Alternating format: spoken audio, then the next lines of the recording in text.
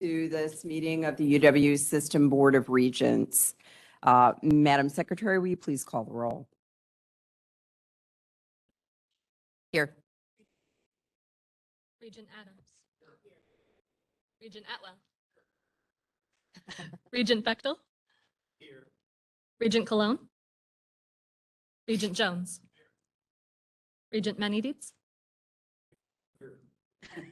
Regent Miller. Regent Posh. Regent Peterson. Here. Regent Rye. Regent Stetton. Regent Tucker. Regent Underley. Regent Walks. And Regent Weatherly. Thank you. As we consider items on today's agenda, are there any board members who wish to declare any conflicts of interest on our business today? Hearing none, we will proceed. So again, welcome everyone, and I do want to thank Chancellor Alexander. This won't be the first thank you that you will be receiving, but you and your staff have done an amazing job of planning. We're very aware of the amount of work it takes to do this. Ask Chancellor Gibson and cry on his shoulder for a recent. But it's lovely. There was a great reception at Titletown USA. We got to walk around and find out about all the projects that are going on in there. It's great work, and we're very proud of your work.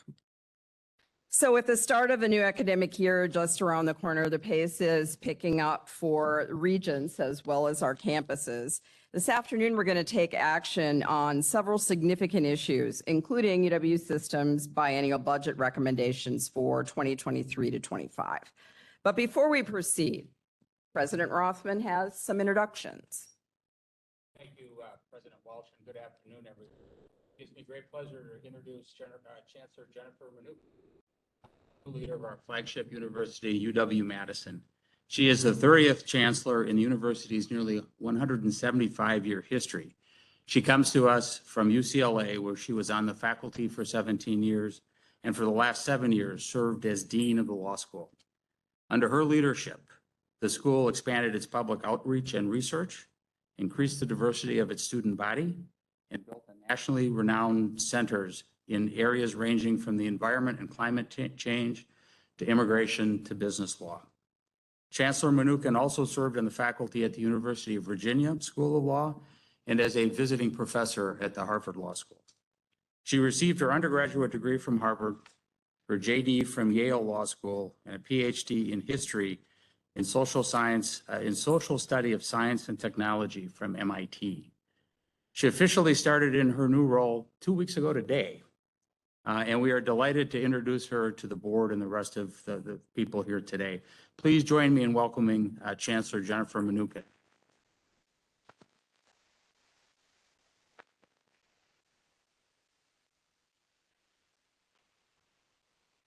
And Chancellor, would you like to say a few words?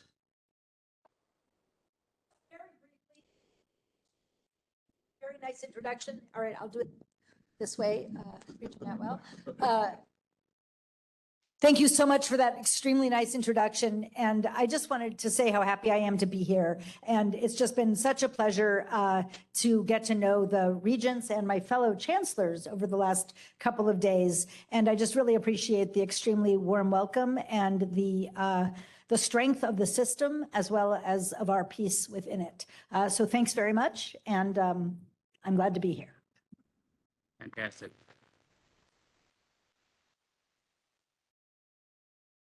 I would also like to take this opportunity to extend our sincere gratitude to Carl Schultz, UW-Madison Provost and Vice Chancellor for Academic Affairs, for his steady hand at the helm, serving as interim chancellor pending Chancellor Manukin's arrival.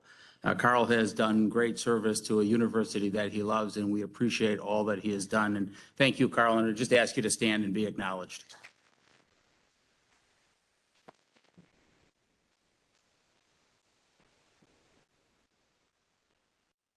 And while we are on the subject of UW-Madison, let me again extend our best wishes to Chancellor Emeritus Rebecca Blank, who is dealing with a serious health issue, as you all know. Anyone who knows Becky knows of her fight and her resilience. We will continue to do whatever we can to support her through her treatment process and wish her the very best as she undergoes treatment at UW Health in Madison. Next, please join me in also welcoming UW Stevens Point's new Vice Chancellor for Academic Affairs and Provost, LaVon Cornell Swanson. LaVon, who started just last week, comes to us from St. Cloud State University in Minnesota, where she has been an Associate Provost for Faculty and Student Affairs since 2016. Most recently, she served as Provost Designee, overseeing operations in the Division of Academic Affairs. LaVon has close ties to the UW system, so in some sense, and I think in a real sense, she is coming home. She previously worked for UW System Administration as Director and Associate Professor for the Office of Professional and Instructional Development, where she led development of the Wisconsin Teaching Fellows and Scholars Program in the Wisconsin Task Force for Access to Success for Native American Students. She taught social work as a faculty member at UW Eau Claire for 15 years, and also was previously on the faculty at UW Whitewater. A Kenosha native and a first-generation college student, she earned her PhD in Cultural and Linguistic Anthropology from UW Milwaukee and her master's in social work from the University of Oklahoma. Welcome, LaVon. We look forward to working with you and would ask that you stand and be acknowledged, please.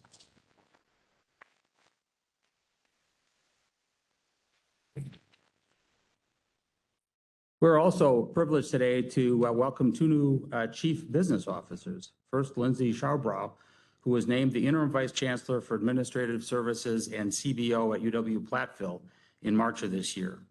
With more than 15 years of leadership experience in higher education, she previously served 9 years as the Chief of Institutional Research and Planning at UW Whitewater. Lindsay has also worked at Cardinal Stritch University in Milwaukee as Director of Data Quality and Institutional Research, and at Lawrence University in nearby Appleton as an Associate Director of the Office of Research Administration.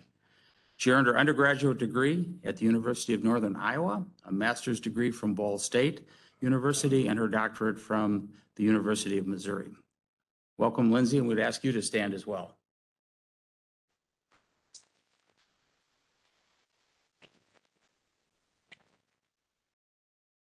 We also welcome David Rulin, the new Vice Chancellor for Finance and Administration at UW River Falls.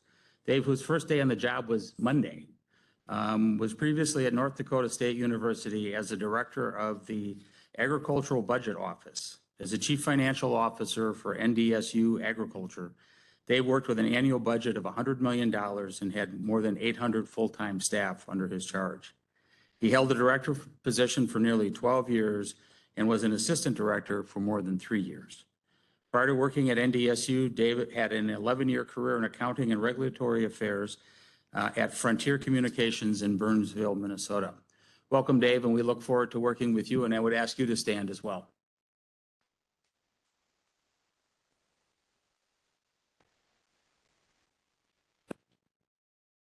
This is also a bittersweet day for us as we bid farewell to a valued colleague. Vice President for Administration Jim Langdon has announced his retirement from the University of Wisconsin system. Jim joined the UW system in November 2020. As UW system's Chief Operating Officer, he has overseen facilities planning, information technology, risk management, and other areas. During his time here, he has been instrumental in structuring the new administrative transformation program, strengthening administrative functions, and tirelessly working to successfully navigate the system through the height of the pandemic. While I've not had the opportunity to work with Jim long, I have appreciated his consummate professionalism and his experience, which have been especially valuable to the system. Jim will be with us for just a while longer. He will continue in his position until the end of this month, and then will serve through October 3rd as an internal consultant as we work on our new strategic plan for the UW system and to assist with transition issues. Jim, we'd like to really thank you for your service and ask that you stand and be acknowledged.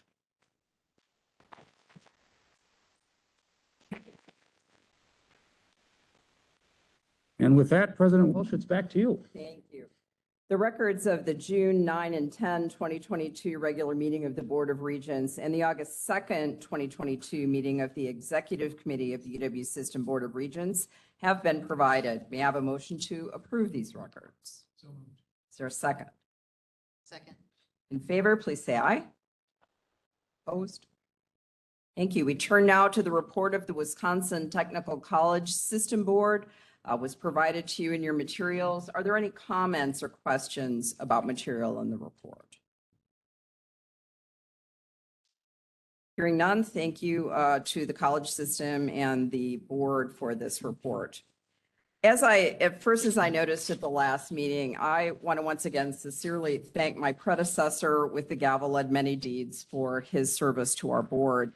It was my privilege to travel around the state last year with Regent Emeritus Falbo to hold listening sessions for the UW system president search. And as I look around the room today, I see many faces that were with us on that journey.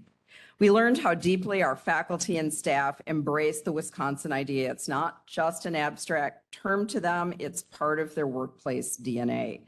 They're an incredible asset to our state. We're eager to partner with the board and the WSA to move our system forward. The support and involvement of our chancellors in setting the UWS priorities has never been more important. You are crucial partners for us. I pledge before you today that this will be our ongoing approach. We do have challenges ahead. Enrollment, the most alarming stat to me is the drop in the percentage of Wisconsin high school graduates who are continuing on in the UW system campuses. Currently, we have the lowest participation rate for state high school graduates since 1982. UW system must work with campuses, our K through 12 partners, and Wisconsin families to turn these numbers around. We are an outstanding value, but we need to communicate that better and truly deliver on that value proposition. The pandemic in many areas accelerated the rate of change in higher education. Students are demanding both flexibility and in-person classes to get the full benefit of a college education, and they have every right to ask that of us. As Ben Passmore told us at our last meeting, Wisconsin business and industry need our graduates. This has been and will continue to be a priority for me. It's perhaps the highest expression of the Wisconsin idea. If we are not succeeding at that, the concept remains only an idea. Student success is a term that we've been using a lot recently, and we'll continue to focus on this going forward. Student services officers at our campuses have told me many times that setting the path for success on our campuses must involve more than financial aid. A complex set of factors help determine whether a student completes a degree or departs from one of our campuses with promises unrealized. Finally, one of the greatest challenges we face is expanding the diversity of both our students and those on our campuses who serve them. Our state needs all of its talent. I want to publicly thank Dr. Tanya Wesley of UW-Whitewater for her work with the System Chief Diversity Officers to put together a roadmap. And Dr. Wesley, I know you're here. Please stand up and be acknowledged.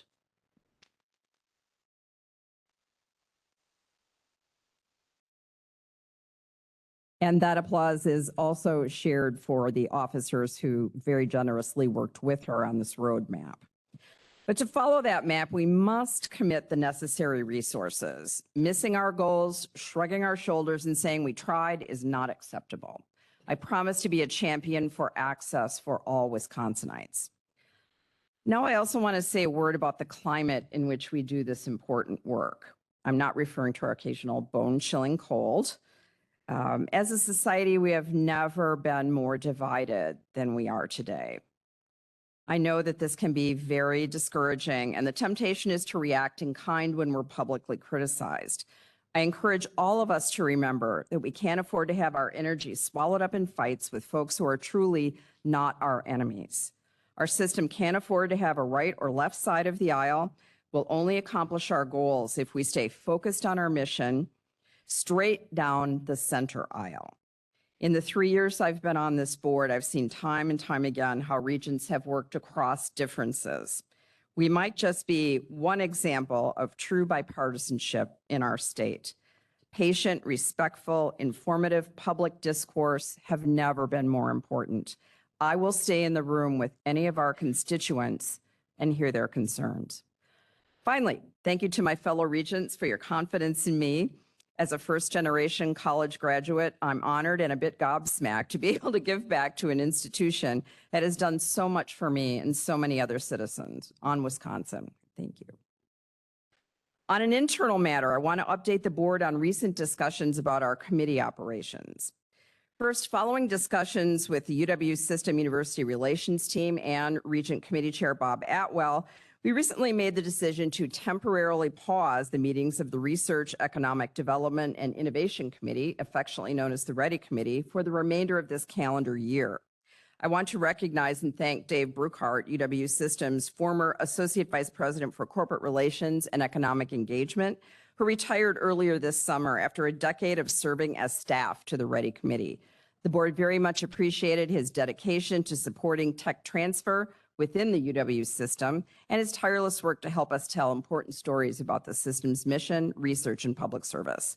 This pause is going to give us time to develop and consider some new ideas going forward for how we, as a board, can most effectively communicate, support, and expand on the university's efforts to serve the state's needs through research and partnerships with business and community leaders. I expect that our efforts in this regard will be informed by the UW strategic planning efforts, which the board will learn more about in September. In the meantime, we will be elevating some of the presentations that would typically go through the READY Committee to the full board, such as tomorrow's panel discussion on talent engagement and workforce readiness in the New North. On a related note, the board's executive committee recently discussed how to handle ongoing governance matters, such as regularly assessing board and committee operations to ensure our work aligns with board priorities and the UW system strategic plan.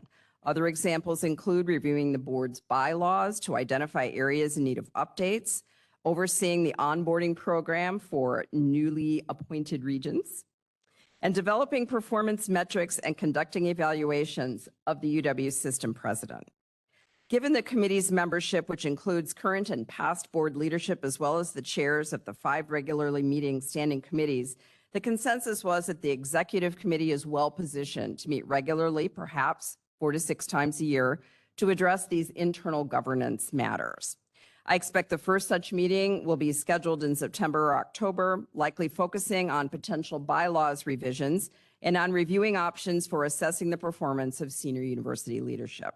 I do want to emphasize that the executive committee's actions and recommendations will continue to be shared with the full board. This is an effort to further enhance the board's effectiveness while maintaining openness and transparency with all members. And I also want to thank Regent Emerita Tracy Klein and all members of the Special Regent Committee on Governance Issues for their service and contributions over the past year, and for getting us started in the right direction in these efforts. Any members of the executive committee like to make a comment? Okay. An update now on the UW Platteville and UW Whitewater Chancellor searches. In June, the UW Whitewater Chancellor Search and Screen Committee, chaired by Regent Vice President Bogus, received its charge and developed a prospectus for the position. The national search officially launched on July 1st, and the deadline for assured consideration is September 20th. We're now looking at dates in September for listening sessions to be held on the UW Whitewater campus, and we encourage members of the campus community to share their perspectives on the qualities we need to be looking for in your new chancellor.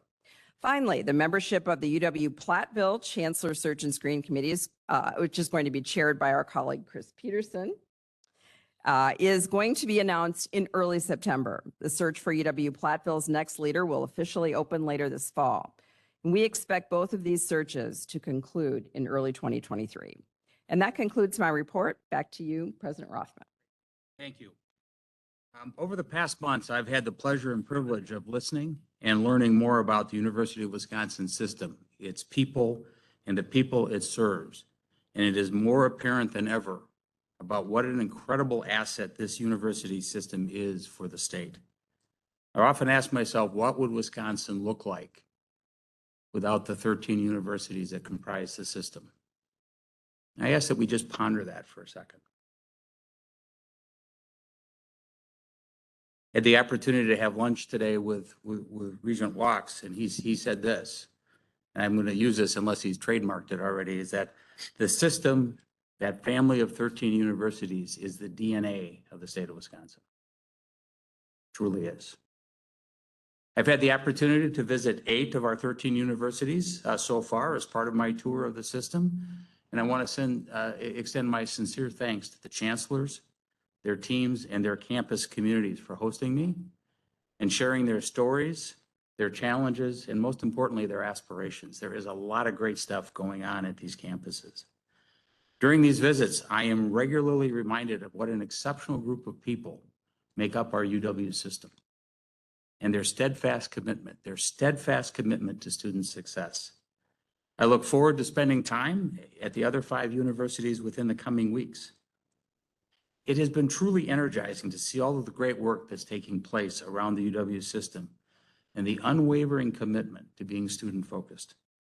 There is such a clear commitment on our campuses to the noble mission of education. Something else that struck me as I visited our campuses are the well-established and close connections the campuses have with the business communities, as well as the community at large that surround them. Not just lip service when we say our universities are engaged and valuable members of their respective communities. These relationships are mutually beneficial, and we should continue to encourage their further development. At the same time, it's also apparent that we face some hurdles. As President Walsh just noted, some of our universities face enrollment challenges, an issue that's hardly unique to Wisconsin, as we all know. This has significant implications and repercussions for our universities without question, but that shouldn't be the focal point. More importantly, it has significant implications and repercussions for the state of Wisconsin. The war for talent is already fierce and growing. If we win that war, the economic vibrancy of Wisconsin will be reinforced. And if we don't, we will all lose. If we don't produce the graduates needed to fill the job openings that are there today, our Wisconsin-based employers will, out of necessity, invest elsewhere. The demand for college graduates has never been higher. I've said it before, and I suspect you'll hear me say it again. We need to do more to encourage and engage people to pursue a degree, whether it's more about outreach, financial aid, or other support. President Walsh talked about the participation rate and where we are. It's not even low historically to Wisconsin. We don't compare favorably to states around us. That's not good for us. Another hurdle our campuses face is the real-time cost of deferred maintenance. A significant portion of the UW's building inventory was constructed between 1950 and the late 70s. And a portion of that inventory has seen little renovation or upgrades since its initial construction. Our aging infrastructure and the shortage of state-of-the-art facilities and equipment impede our ability not only to recruit and retain great faculty, staff, and students, but it also limits our ability to provide the kind of education that students and employers expect. That ultimately handicaps the workforce, and it hurts the state. Another hurdle, and this is a significant one, is not having means to offer competitive compensation to recruit and retain faculty and staff. We have fallen behind our peer institutions, and that is a significant issue, not only to recruitment and retention, but also to morale, and understandably so. Significantly, the importance of addressing that challenge about making sure we have an engaged and faculty that believes and continues in that noble mission of education was reinforced by students. Over the past couple of months, I've had the privilege to speak to a number of students, not only on campus, but also in one-on-one conversations as part of our 100 Stories in 100 Days project. As only students can, they deliver the straight goods. And they have valuable insights into how a UW education transforms lives. I have found it incredibly motivating and inspirational. And their stories repeatedly zeroed in on what a difference an engaged professor or an instructor or an advisor or another member of the staff on a campus community can have on their college career and even the trajectory of their lives. When I spoke with Jacob Tepsa, a junior at UW Stevens Point, he told me about a class he had taken with Professor Becca Franzen. And I quote, "I'm not an environmental ed major," Jacob said, but she totally inspired me to teach the next generation. She was able to direct me to a different career path that I will really enjoy. End quote. Think about the lives that individual is going to impact. Another student, Eleanor Falk, a recent UW Stout graduate, gave kudos to Professor Joshua Seaver, who was, and I quote, always encouraging, very open to not knowing everything. But this is, and now I'm going to stop the quote, I'm just going to interject something. This is what was truly powerful. And I quote again, this is what Eleanor said, even when I didn't believe in myself, he helped me believe in myself. Those are pointed reminders of how important it is that we do whatever we can to support those vital connections, and compensation is an important part of that.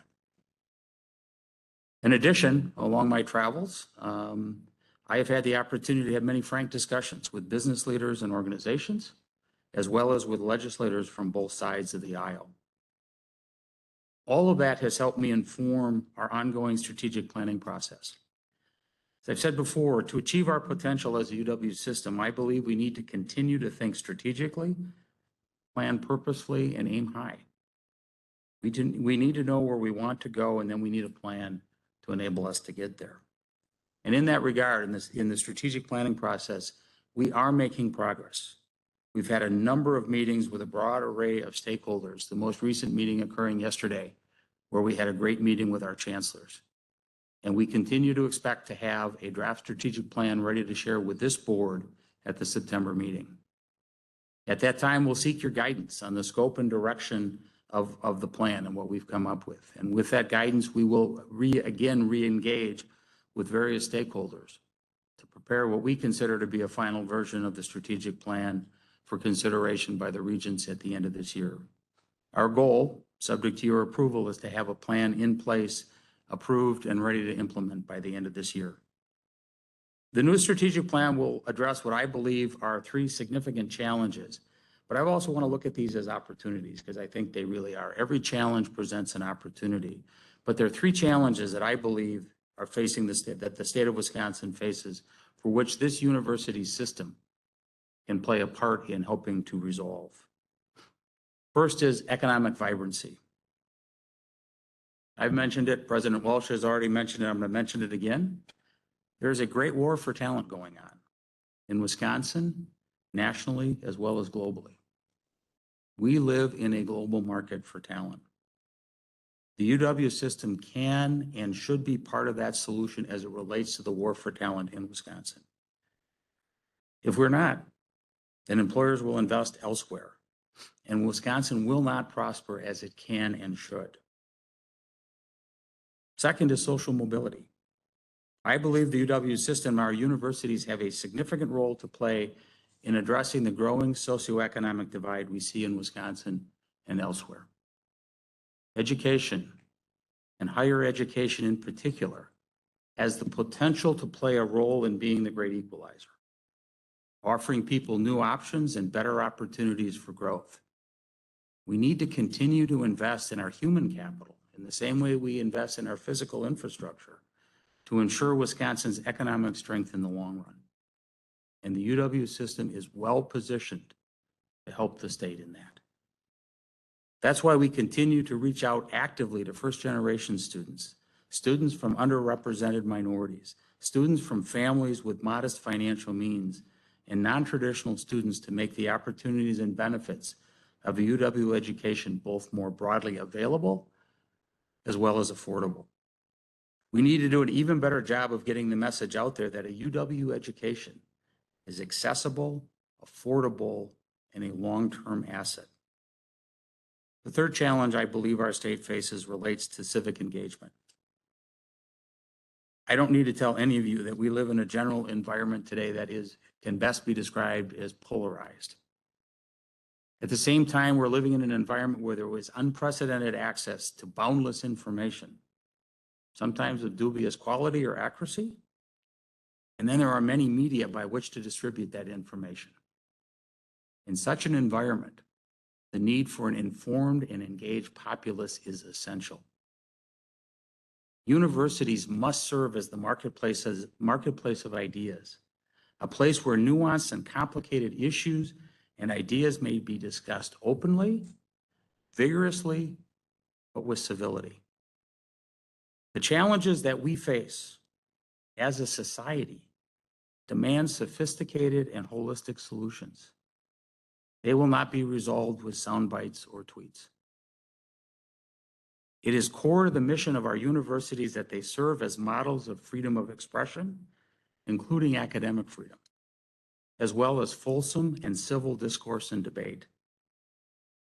And this further reinforces the importance of teaching students critical thinking and analysis skills. The draft strategic plan that we're working on is being molded to address those challenges, but I view those as opportunities for us for the betterment of our state, consistent with our commitment to the Wisconsin idea. We look forward to a broad discussion of the direction of the strategic plan at the September meeting. Now, to conclude my remarks, I just want to call attention to several notable recent accomplishments around our university family, and this is some really great stuff. UW-Oshkosh is being recognized nationally for its comprehensive approach to sustainability. Chancellor Andy Levitt and Campus Sustainability Director Brad Spanbauer were in Washington, D.C. last month to accept the U.S. Department of Education Green Ribbon Schools Post-Secondary Award. This recognition is for schools, districts, and institutions of higher education that reduce environmental impact and costs, improve the health and wellness of schools, students, and staff, and provide effective environmental and sustainability education. Only 4 higher ed institutions across the nation receive this award, which makes this a tremendous honor for UW-Oshkosh. Congratulations, Andy, to you and your team for a job really well done.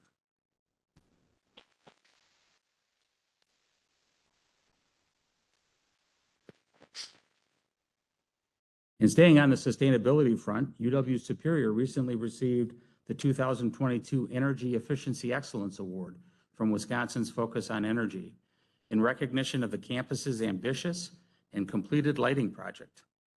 And yeah, they did light it up. Replacing fluorescent lamps with LED bulbs in 6 buildings in the campus estimates it retrofitted more than 5,200 fixtures and bulbs.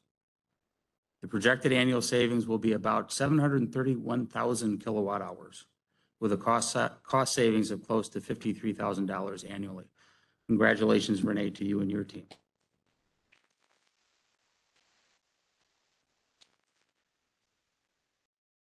And finally, at the spring and summer commencement here at UW Green Bay, 4 Indigenous educators became the first in the nation to earn a new doctorate in First Nations education. As part of the program, the educators focused on studying Native issues, conducting oral histories with tribal leaders, elders, and youth, and exploring ways to improve the educational system for Native students. The First Nations Education Program, which was created on this campus in 2017, also reflects a commitment by the UW system written more broadly to expand educational opportunities for Indigenous students. And this is truly a tremendous achievement. Congratulations to the new degree holders, and congratulations, Mike, to you and your team.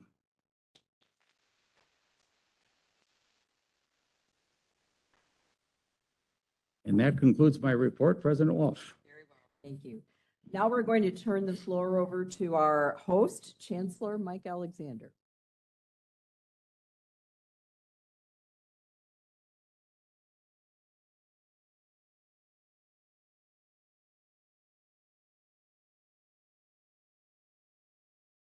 Thank you, Regent President Walsh. Good afternoon. We are honored to have the Board of Regents at UW Green Bay for the first time since 2016. Since that meeting 6 years ago, a lot has happened at UW Green Bay in the midst of a rapidly changing environment in higher education.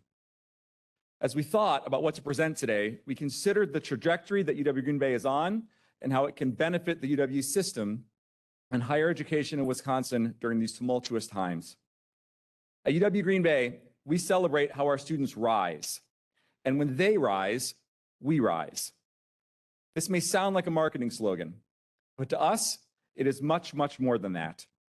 It is our ethos, a rallying cry, a way of existing, and a fierce belief that we can use our mission to embody the Wisconsin idea of bringing education to all who desire it in our region, and in turn, deliver benefits back to the region we support. We take our role as a regional comprehensive very seriously and are proud to serve a 16-county footprint that includes locations in Sheboygan, Manitowoc, Green Bay, and Marinette. Let me be clear from the start. We are proudly not aspiring to be a world-class university. Instead, we want to be world-class at being completely relevant and ingrained into the fabric and success of the people, economy, and quality of life in northeastern Wisconsin. Since arriving here, I've been fascinated by the relatively short history of UW Green Bay, founded at the same time as UW Parkside. As the youngest UW institution, it is important to have the context of our history in order to understand who are we becoming, our struggles, our opportunities, and the reason perhaps that we think a little differently. Founded as the initial EcoU, UW Green Bay began with a bold idea that was featured in Newsweek and Harper's magazines. It was unique in how it delivered education. In many ways, UW Green Bay was ahead of its time. The initial plans for the university started with the belief that the environment and sustainability would be the primary issues of our time. Alternative energy sources, including a nuclear power station, were on the initial map. Although, Alex, I am not sure the nuclear power station would get through the capital planning process today. A central library with underground spokes led to disciplines that were intended to support teaching in a way that honored interdisciplinary thinking well before that term was in vogue. In fact, until 2018, every student at UW Green Bay was required to have an interdisciplinary major or minor in order to graduate. The city of Green Bay competed with Appleton and other smaller communities to get the state to locate this new university here, but chose, interestingly, not to place it in downtown Green Bay.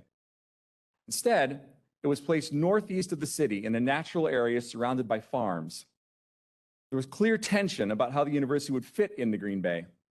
So much so that according to urban legend, apparently Vince Lombardi, sorry, I can't mispronounce that name. Vince Lombardi told UW Green Bay's first chancellor, Ed Widener, that the university should not get football. He was actually concerned it would detract attention away from the Green Bay Packers and the city would not be able to sustain two football teams. Imagine if UW Green Bay was started at football and actually eclipsed the Packers in popularity. Despite the originality of its inception and its bold ideas, UW Green Bay has struggled at times to connect with the region we serve. Some of the struggle was the result of being located on the nature preserve without a bar or restaurant within sight. Some from having sustainability and environmental study withdraw from the national consciousness for a period of time. And some could have been from the complex way we described the required interdisciplinary degrees we offered. We've always offered a great education, but students from our region, particularly from the city of Green Bay, were not connecting to us. We fell upon very hard times financially. Our enrollment was rapidly declining while we were working to raise our academic profile as an institution that tried to compete for the best academic students in the state and beyond. We were the third smallest university in the UW system, even though we are located in the third largest economic region of the state. The region we serve produces about 16% of the tax revenue for the entire state. But many people in businesses here will tell you that they feel we have historically struggled to show public higher education's value match that level of investment back to the region. Then something really interesting began to happen around 2016. Our region came to us and said we must grow to solve the problem of sustaining and expanding the economy and quality of life in northeastern Wisconsin.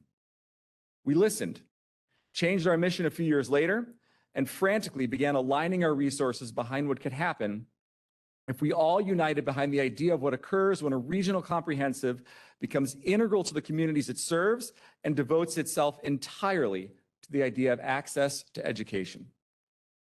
We've become obsessed with not bragging about who we exclude, but rather by finding as many ways possible to be inclusive. By doing so, we are retaining the radical spirit this university was founded upon and bucking many of the trends for regional comprehensives in this part of the country. We believe our approach is building more and more momentum, and we'll try to show you why what is happening here benefits the UW system and the state, as well as the region we serve. Let's start with enrollment. We're proud of this chart. It shows how much our enrollment has exceeded projections. A lot of hard work from a lot of people has gone into making our enrollment increase for each of the last 6 years, with projections showing another increase for the coming year. However, to fully understand what is happening here, we need to dig much deeper.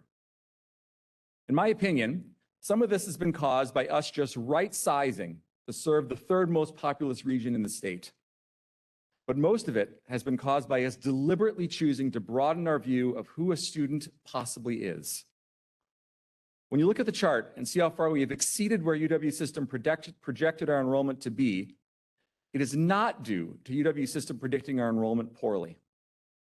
Rather, it is that the UW system, like all metrics in higher education, was primarily considering one principal way most institutions derive enrollment.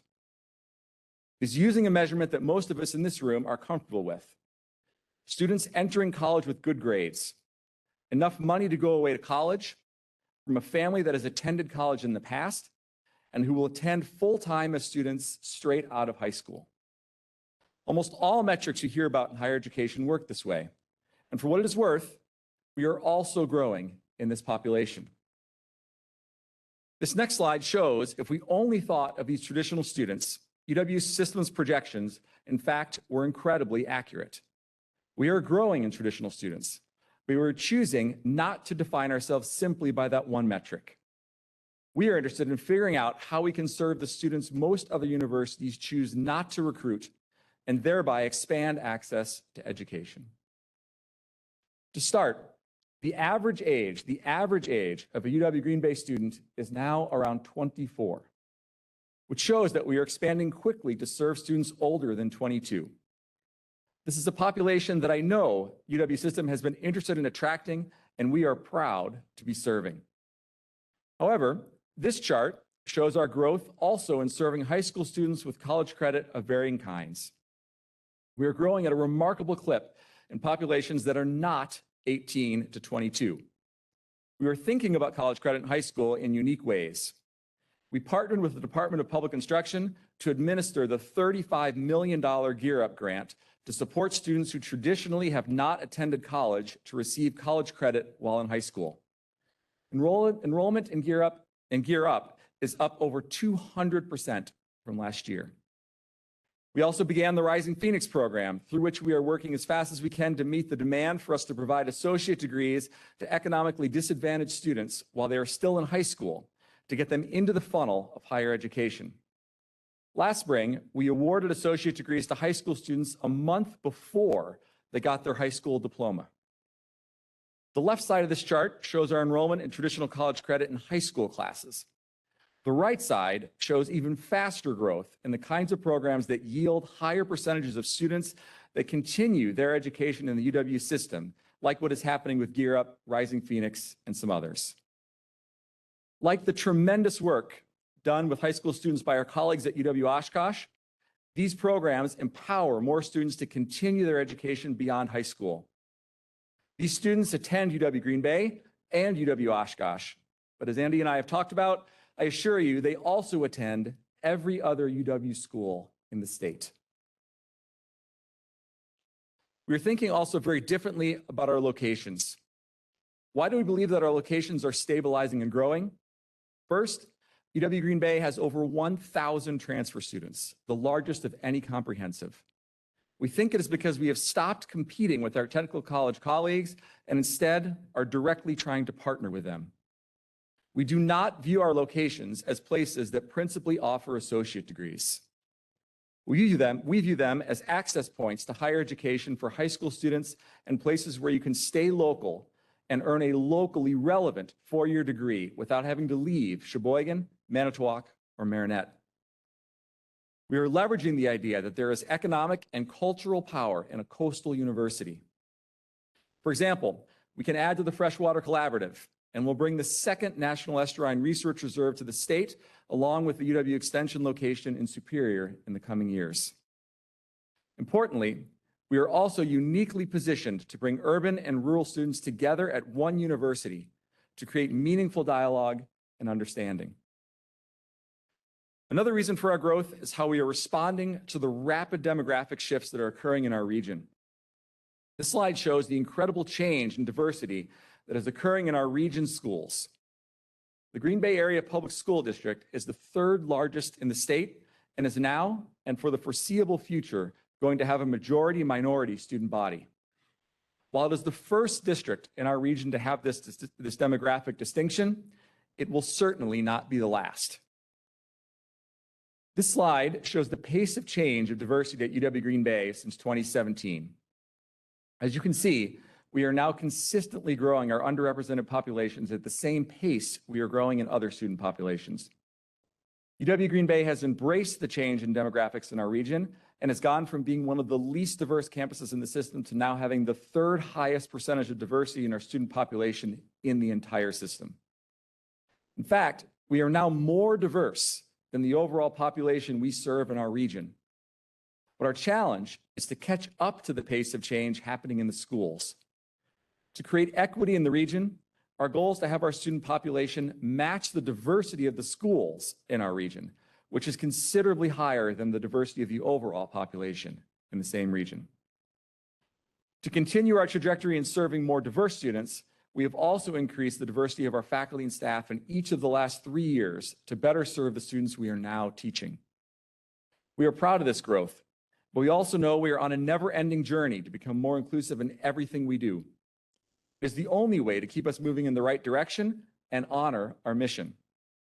As we go on this journey, imagine the impact we are now having on the inequities and educational opportunities in our state, which often ranks last in the country for the gap in educational attainment for white and non-white students.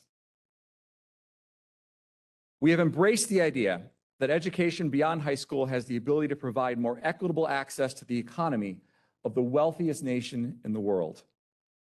We are competing to get more students exposed to higher education, and our efforts have been recognized through our designation as a first-gen forward institution by the National Association of Student Personnel Administrators. Last year, 45% of our total students were the first in their family to attend college. 50% of our undergraduates also have this distinction. We are pushing hard to continue the trend of growth in this percentage, and you can see the impact it has on our region and the spirit of UW Green Bay. Like the case that UW Milwaukee has made profoundly in recent Regent meetings, we know this is important work, but it also takes the resources to do the work effectively and responsibly. We have an ethical responsibility to provide these resources and not just say we want to reduce the education attainment gap, but by having our actions and our budget match our words. You can hear the impact we have on first-generation students from Paige Anderson, one of our students that is experiencing college for the first time in her family. Each student has their own story, but I believe Paige's words resonate with many of our first-generation students.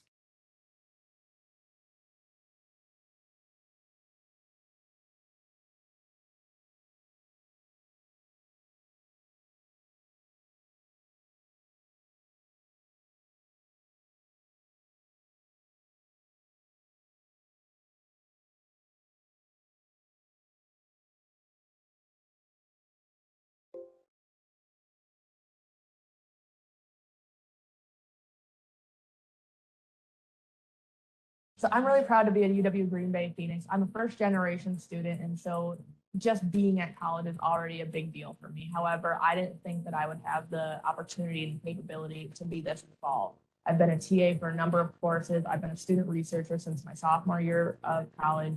I've been extremely involved across the psychology department. And so just adding one more thing that I can say I contributed to really makes me proud to be here.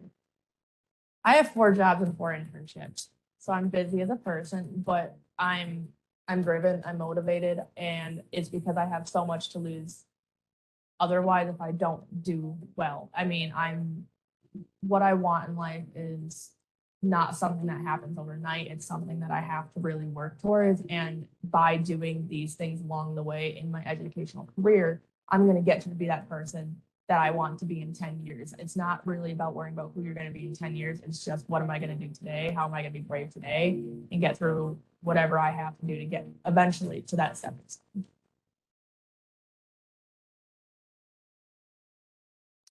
We're really proud of Paige, and like all of my colleagues at all the UW institutions, we know the power of what it's like to be able to help a student like Paige succeed.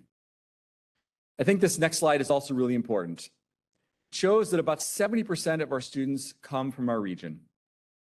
We are not competing for students from other UW schools. We are simply competing to get more students to continue their education from our region. Why are they coming? There are lots of reasons, but they include needing to live at home, being unable to afford to live in a dorm, wanting access to an education that is connected to where they work locally, and they want to be responsive to the needs of their local community. We're also aware that about 70% of our graduates never leave our region after graduating. These students were not choosing between us and another UW school. They were simply choosing between us or not going to college. We're also continuing to question the idea of degrees being the sole goal of a regional comprehensive university and how that can further impact enrollment. Employers in our region are actively recruiting from area high schools for talent. Instead of competing with them, we seek to partner with them to provide educational opportunities for people already in the workforce. We are evolving more and more towards stackable credentials and how they lead to advancement and fulfillment for people throughout their lives. This slide shows just a small group of people who we connect with annually through our Division of Continuing Education and Community Engagement in non-credit credentials. We would like to make the case for tracking these programs as valid enrollment. I think we are providing a tremendous service to the people of Wisconsin, even if our service does not ultimately result in a degree-bearing credit. Incidentally, we are also creating substantial revenue for UW Green Bay through this work. This type of enrollment builds trust in the UW system and its ability to meet the people of the state where they are at and help them move forward. This is the Wisconsin idea in a regional context. In the last year, we added 37 non-credit programs to reach a total of 200 programs that served 4,427 people. None of these students are included in our enrollment, even though they and the region greatly benefit from the education we provide. This slide does not even include our registry training programs with the Wisconsin Department of Health Services or the training we provide for local government professionals, which serve tens of thousands of people each year and also brings considerable revenue to us. We have plans to continue to expand even further in the upcoming years in this area beyond the 95,000 people this past year we reached. To be clear, being a university dedicated to access does not just mean recruiting more students. It also means retaining them to make sure they reach their educational goals. We have completely overhauled our entire advising and scholarship systems over the last few years to make this happen. These were painful processes to go through, but they are yielding results and helping us improve how we serve those that attend once they arrive here. It takes a team to make this happen, and we certainly benefit from having an amazing provost in Kate Burns, who keeps us steadily improving forward, always with the student perspective at the forefront of our decisions. Allow me to shift now how we are portraying what we are doing to the public. This was our website 2 years ago. It reflected how we viewed education prior to our mission change. It was about us, but it was not created from the perspective of a student, unless you believe that an 18-year-old would be inspired by the building you are now seeing on the screen. It was also not user-friendly. It took several clicks to get anywhere, and there was a ton of text and little call to action. When we did a study 3 years ago of how we were viewed in the region, the overwhelming response for how people in our region described UW Green Bay was simply that we were a university. They could not say anything that made us distinct. Only, in essence, that they understood the word university was part of our name. This is our website today. It is all about student success and the opportunities that we provide. It is intentionally not stuffy or institutional. You will not find words like bursar on it. Instead, you will find our new name for that, Invest in Your Future, Student Billing. There are less pages to navigate, and it is created completely from the perspective of engaging with the potential student. We're in the process of further transitioning our website to honor the many students who access us at all points in their lives. We're trying to build a university that fully recognizes the complexity of the professional and personal lives of our students. In the future, we are working to provide portals or entry points for students who don't often feel college is for them. People who are mid-career, retirees, people with some college and no degree, or people who just want to have access to one class or even a podcast that we produced. The aspiration we have is to build a bigger funnel instead of competing for the same population that most universities compete for. I have no worries about the student who comes from sufficient economic means, has good grades, and a history of family attending college. That student will undoubtedly have to work hard, but they will be granted access to higher education by everyone. We worry about the student with unrealized potential, who also works hard, but may not come from a stable economic situation or have a family member who has ever gone to college. That student also deserves a university that competes for them. UW Green Bay is that university. We are asking the question, what if you change the paradigm of higher education from deciding who you let in to how do you get more students to access what we have to offer? Some need UW Green Bay to get a professional degree and become an engineer or a nurse because they cannot afford to do it elsewhere. Some need UW Green Bay because they want to improve their standing in their job. Some want to change careers. Some want a marketable skill, and some are simply curious. Some want a business degree that is now offered online or in person in 7-week classes. And some, because of want to come for our First Nations degree that President Rothman talked about, the first doctoral degree we've given as an institution to First Nations education students. We are simply trying to do our best to be relevant in everything that we do. Relevant to our region, its people, and thereby our state by becoming more inclusive, providing students with a hunger for lifelong, producing students with a hunger for lifelong learning, and who want to make their communities better places for the future. To quote Regent Saffold in his farewell speech to this body in June, access is about being intentional. We agree, and every decision we are making is designed to become better at providing education to more people. I will now transition to how we are also thinking differently about space in relation to access. Let me start by saying, I believe we are unique and lucky to have a campus in Green Bay with over 720 acres of beautiful land. This landscape is both an incredible asset, allowing us to have stunning outdoor classrooms and a serene environment to learn in, but it is also a curse to maintain. We own all the roads on our Green Bay campus and also the accompanying costs to maintain them, which cost us about $3 million this summer. We have countless areas to manicure and countless others to maintain their natural beauty. We are lucky to have nature surrounding us, but it also keeps us physically detached from a direct connection to the city of Green Bay. Although downtown Green Bay is only a few miles away, it can feel like another planet when you are on our campus. We are trying to draw people to our physical locations at a time where education is becoming more and more comfortable with learning from home. We are trying to take shortcomings with our space and turn them into strengths. We had a 9-hole golf course that was losing money, was rarely used, and was diverting resources away from our mission of access. In the last year, we remodeled the clubhouse into a new outdoor recreation center for our students, turned the golf course into a cross-country Nordic ski trail for the community and our athletics program, and let the rest of the space grow into a rare oak savanna, an area for pollinators. Our students will have a beautiful place to exercise outdoors. Until this course opens in a few weeks, there was no quality cross-country trails for the community and high schools to use in our region. Now, we will host high school meets and the Cross Country Horizon League Championship on our campus.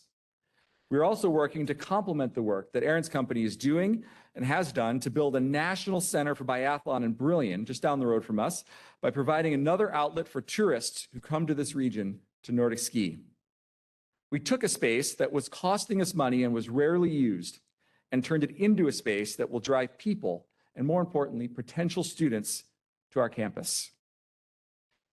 We needed quality mechanical engineering labs quickly, so we partnered with Brown County to build the STEM Innovation Center on our campus. We did not build it, but we leased the land to Brown County and raised $5 million in our part of a partnership to build a space where we can collaborate with the Brown County Extension and the Einstein Project to put our students in great spaces that connect them directly with the community to solve problems and inspire more students to go into STEM fields. The STEM Center is the first step in hopefully creating an innovation park for UW Green Bay. We are currently building out that concept and see it as a way for us to further engage with area businesses and the public to show our value to the region. We are taking underused classrooms as fast as we can offline and with private philanthropy, transforming them into spaces like the Willie D. Davis Financial and Investment Trading Lab, where our finance students can now learn in an active way. They have a reason to want to come and stay on campus, and they're getting excited about learning finance. I will tell you that you've arrived in Green Bay when at the Green Bay Packers shareholder meeting, CEO Mark Murphy of the Green Bay Packers put this slide up on the big screen at Lambeau Field to show the difference that the philanthropy of the Green Bay Packers are making in the region. That was probably the best moment ever for UW Green Bay. The Charles Schwab Center for Personal Financial Planning was created by Dr. Preston Cherry, who believes that all of our students and communities should have solid financial skills to navigate their lives. His work improves our retention and provides tangible value to the community we serve. These spaces align with our mission and are the kinds of spaces we think teaching will occur in as we move into the future.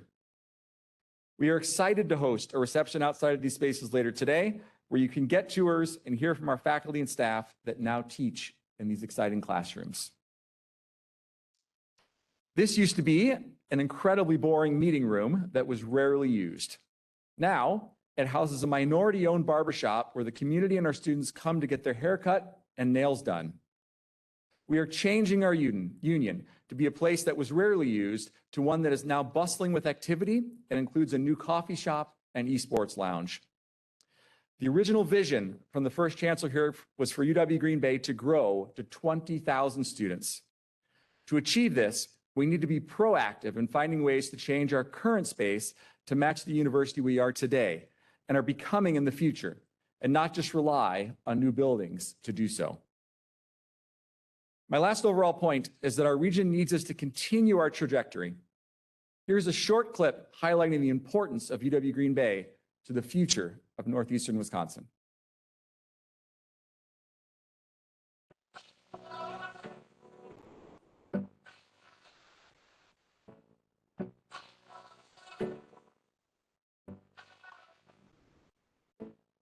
We're here in Marinette, Manitowoc, Sheboygan, Green Bay, and beyond. A community of 16 counties united in a common purpose. To solve today's problems and meet tomorrow's challenges through innovation. To provide access to education to anyone who wants to learn. We're teachers, business people, farmers, entrepreneurs, innovators, caregivers, artists, and more. More than 90,000 learners, all with one thing in common. We're the Phoenix, and this is how we rise.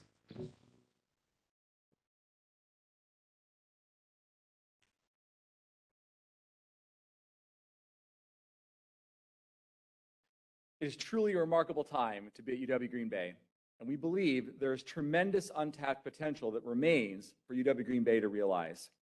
As our terrific CBO and Senior Vice Chancellor for Institutional Strategy, Cheryl Van Grunsman, talked about in her speech to the Business and Finance Committee this morning, we are financially stable and reinvesting as fast as we can to sustain and further our growth.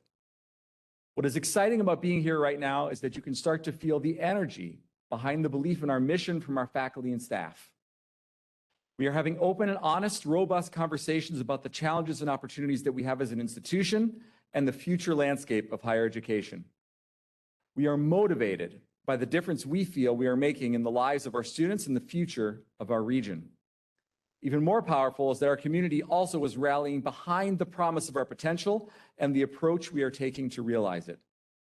Every university in the system has tremendous faculty and staff. We are proud to also boast that. But what also excites us is that our people understand and are committed to who we are trying to serve, what we are trying to achieve, and why we are trying to achieve it. As I mentioned at the beginning of the presentation, we are uniting behind the idea of this is how we rise. I also want to acknowledge that we have 13 universities represented in the system and that each has a distinct and important mission. We are not better nor worse. Again, like the case UW-Milwaukee has made so well when they hosted this meeting over the last few years, investment in our growth is also essential to our region and to a strong Wisconsin. We also have a peculiar problem in that we are trying to sustain rapid growth at a time when resources to the system are strained. As the system seeks to increase diversity and the funnel of students into the UW system, UW Green Bay can complement the work of all of our institutions to help us reach that goal. Last spring, we hosted the first spring event of our new Institute for Women's Leadership, which is off to an amazing start. Our keynote speaker was Denise Hamilton, and she said something that struck me like a lightning bolt. Experts fail when they're experts in a world that no longer exists. We need people who are really good at tomorrow. I love how succinctly her quote defines higher education right now. We need to be proud of our past, but if we dwell on it, we will prevent the promise of our future. We need to constantly be seeking relevance. We have incredible experts. The question we keep asking is, how do we get more and more people exposed to the great people we have working and teaching here? I will conclude with one thing that keeps me up at night and also inspires me to come to work each day. It is this quote from perhaps an unlikely source, being Harry Truman in 1947. If the ladder of educational opportunity rises high at the doors of some youth and scarcely at the doors of others, while at the same time formal education is made a prerequisite to occupational and social advance, then education may become the means, not of eliminating race and class distinctions, but of deepening and solidifying them. We want to be on the right side of history by holding up the promise of higher education in our country, state, and region as something that can advance the lives of the people we serve. As Miguel Cardona, the U.S. Secretary of Education, said last week, and I promise I did not coordinate this with him, we must embrace a new vision of college excellence, one that values college completion, economic mobility, and narrowing gaps to opportunity for all Americans. Thank you for joining us in that desire. We are honored to have you all with us here today and look forward to the rest of the meetings today and tomorrow. I'm happy to take any questions that you may have.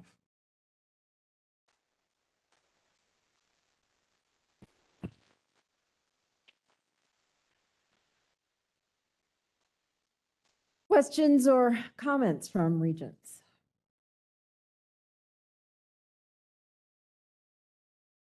Bobby looked like a man with something to say. Okay.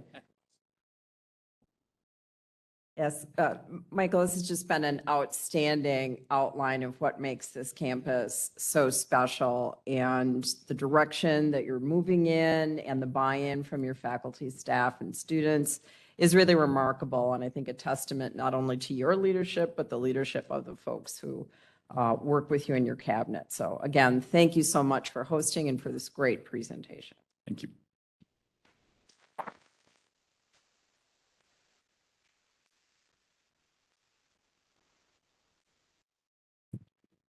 At this time, we turn our attention to a timely topic that's come up here several times this afternoon, college affordability. You'll recall that early in his tenure, President Rothman requested the Office of Policy Analysis and Research to conduct a review of UW system's affordability. Overall, the resulting review determined that UW's system actually compares very favorably with our peer institutions as well as with national public four-year universities. In fact, UW's system tuition and fees remain the most affordable in the Midwest.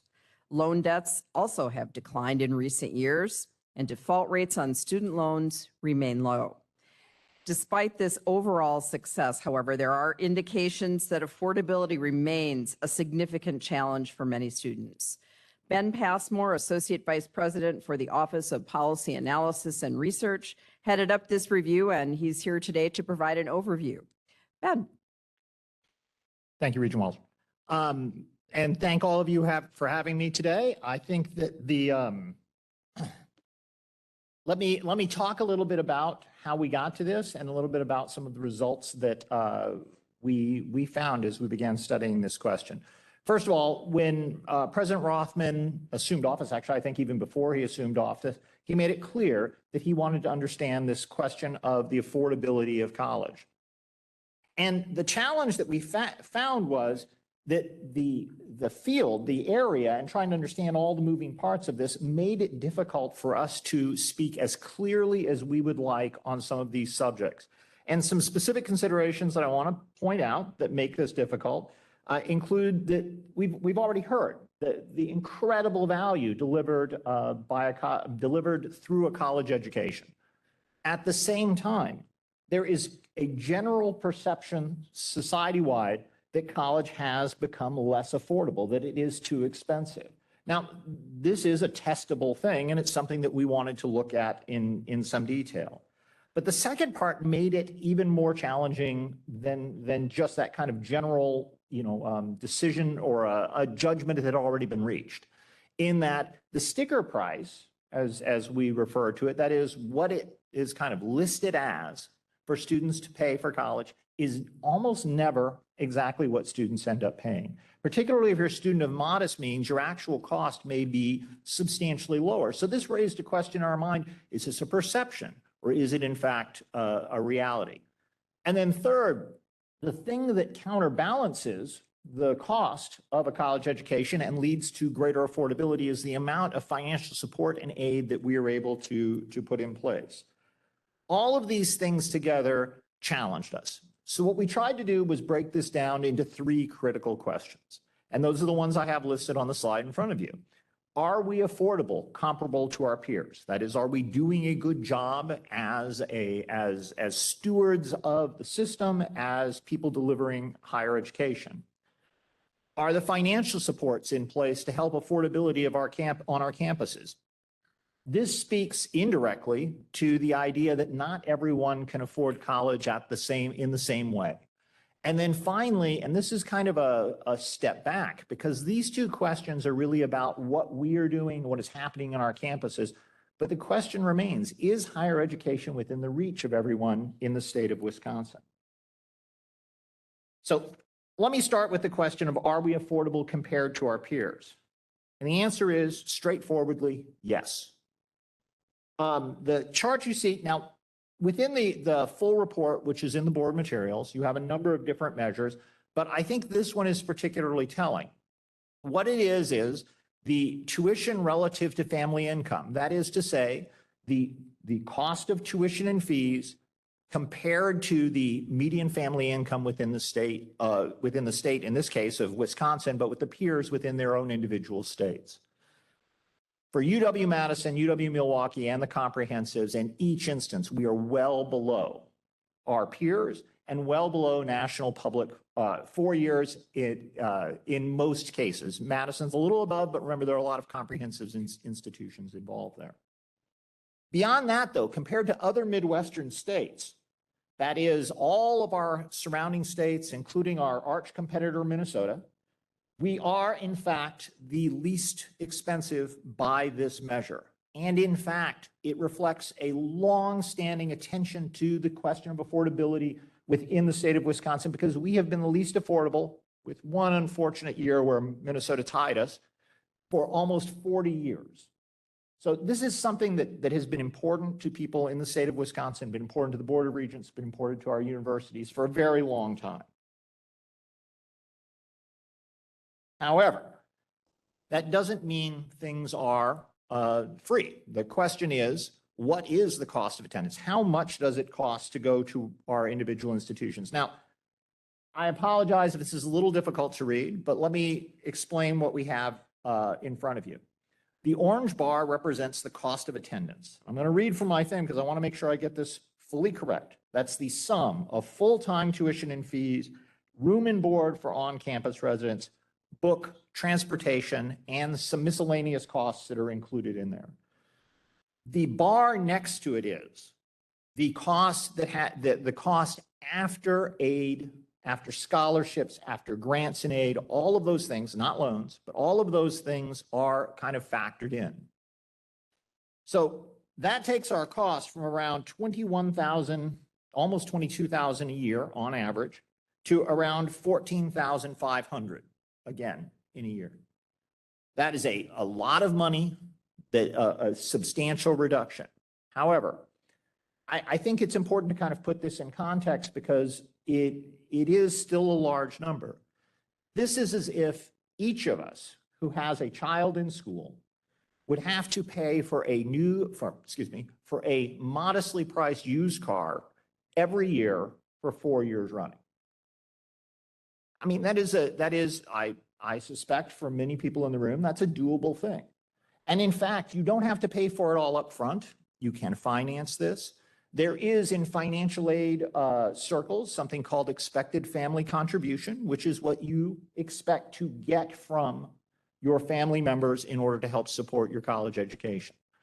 All of those things allow this number to be reduced somewhat, but the fact is you still have to, at some level, pay this cost per year in order to achieve your college degree. How do we support that? Well, one of the things, this is a widely recognized problem. It's not as if I'm telling you all anything new. The fact is that we have, as a system, poured money into institutional aid over time. The black line, which is in the middle of the screen there, represents the increase in institutional aid, which has doubled over the last 10 years. Not only that, more students are receiving institutional aid, substantially more students are receiving institutional aid than did in the past. We have debt is down. We discussed this. Less students are taking on debt. However, hidden in this good news story is something that I want to draw your attention to, which is the red line along the top there. And that is the money distributed for Pell. Now, for those, I think most of you know this, but I'm going to hit it anyway. Pell Grants are the federal program that supports the most needy students. And in fact, when we talk about low-income students, if you have me up here and I'm speaking of low-income students, generally speaking, the measure we use is the percentage of Pell-eligible students. So what we see there is the percentage of students receiving Pell and the total dollars expended in Pell declining over the course of the last decade. This caused us to scratch our heads and wonder what's going on there. So this brings us to the final question on our agenda. Is higher education within the reach of everyone within the state of Wisconsin? The data reflective of potential college goers suggest that perhaps it is not, even as much as we've done, that it does not appear to be within everyone's reach.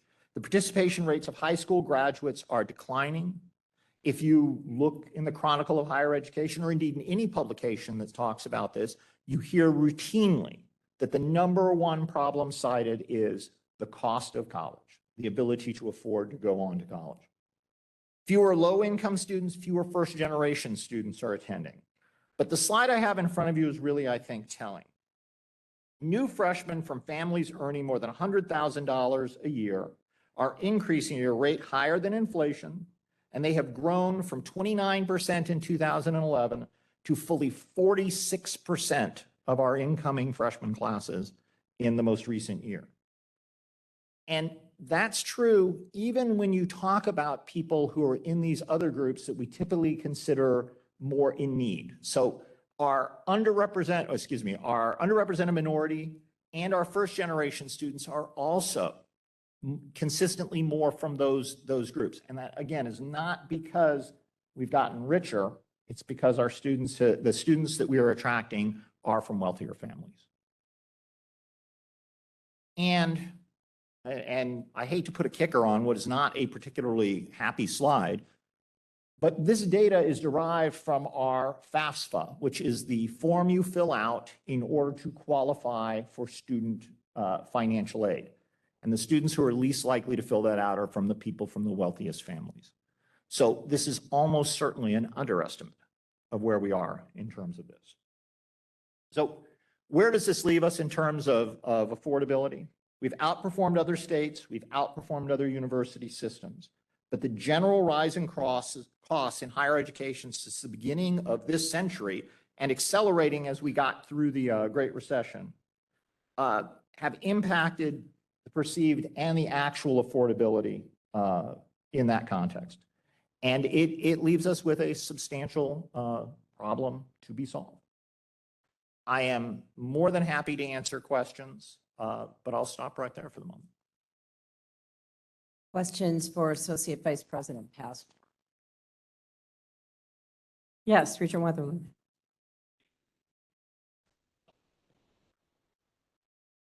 The figure you see here is not inflation adjusted. However, when we did the inflation adjusted figures, it still substantially outgrew. It would still be, the angle wouldn't be quite the same, but it would still be a consistent rise over time.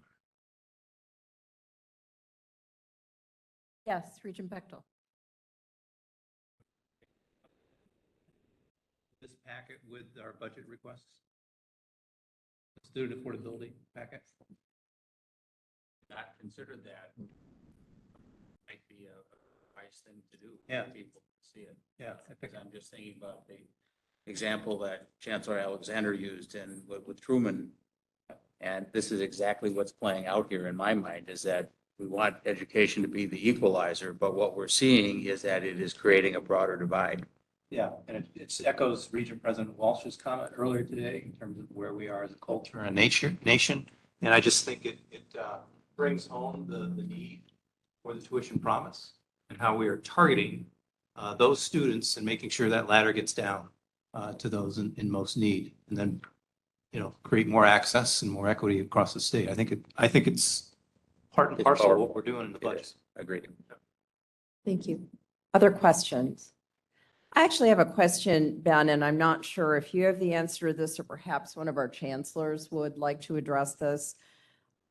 What's our ratio of financial aid staff, people that are there to help students work their way through these forms, to the students that should be filling out, that are filling it out, and that are not?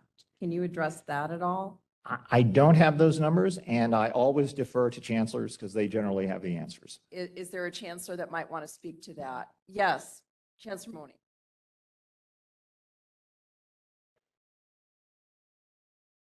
Yeah, sorry. Our mic assistant will be right with you. You just come up here, Mark. I don't have enough cord. Oh, I'm right here by Jennifer, maybe.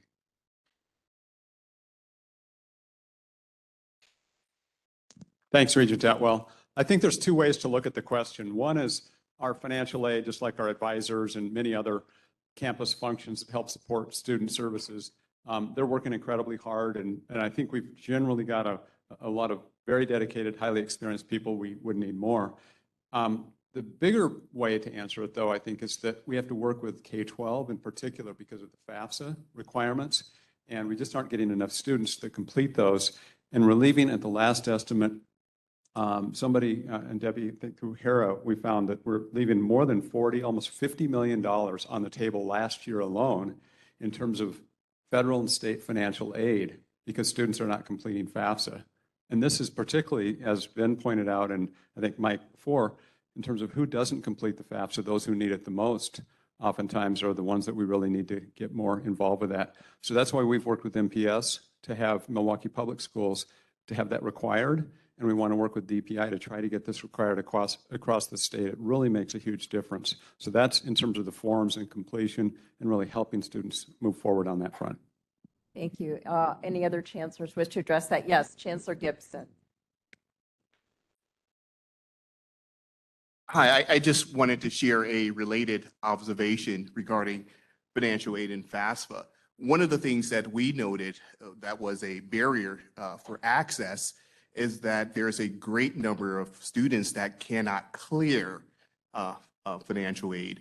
And that certainly serves as a barrier to their ability to attend our institutions. And we also noted that the students that are seemingly identified for financial aid verification are largely underrepresented minority students. And typically for these students and their families, this becomes a insurmountable barrier for them, and they just choose to give up. They typically don't clear because they're flagged for some information that may appear to be atypical. And it could be something that was a part of their tax filings that were used to create their financial aid package for the upcoming academic year. So it could be a number of reasons for why a student is flagged for FAFSA income verification. But I'm certain that there may be some financial aid colleagues within the room that could provide some greater clarity. And Chancellor Gibson or one of our financial aid officers, so when they hit a snag like this, when they're flagged, as you said, who helps them work through it, or who is responsible for the follow through? Is anyone?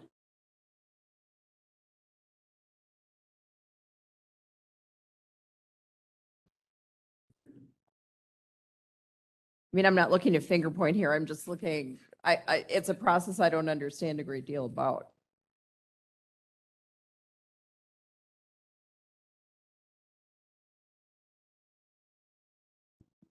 Okay, great. One thing I do want to point out on the FAFSA completion, to Chancellor Gibson's point, this fall, FAFSA is going to be significantly overhauled, and it's going to go to, I believe, 39 questions, which should really help address this issue and take some of this right off the table. Regent Underly, you might know more about some of the issues that are being discussed with regard to some of the potential flags and obstacles, but I do think this fall, nationally, we're going to see a very different approach. So it should help, particularly for the URMs and others that are facing a lot of obstacles right now. So that's one of the reasons why we wanted to make it mandatory.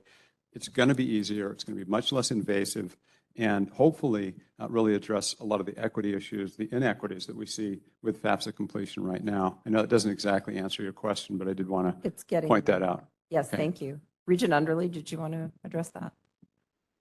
So DPI can't require the FAFSA. I mean, it's a federal application for state financial assistance or for student assistance. But the problem really with the flags comes from because it's requiring the parents' information. So if the parents are delinquent in taxes or something with their income, it impacts their child. And so until FAFSA comes up, or until the federal government comes up with a different way to calculate financial aid for kids, as long as they're dependents, I mean, there's really, they're stuck. But there are a lot of resources that exist to help people with FAFSA. I know Gear Up was mentioned. We have WEOP offices, which are the Wisconsin Educational Opportunity Programs, and we have an Eau Claire, Ashland, Green Bay, Milwaukee, Madison office, and our high school counselors are all well versed in that. But again, it goes back to privacy, and a lot of adults don't want to provide that information, even if they know it might help their child with some financial aid. It's really tricky. Thank you. Other questions or comments? Yes, Regent Atwell.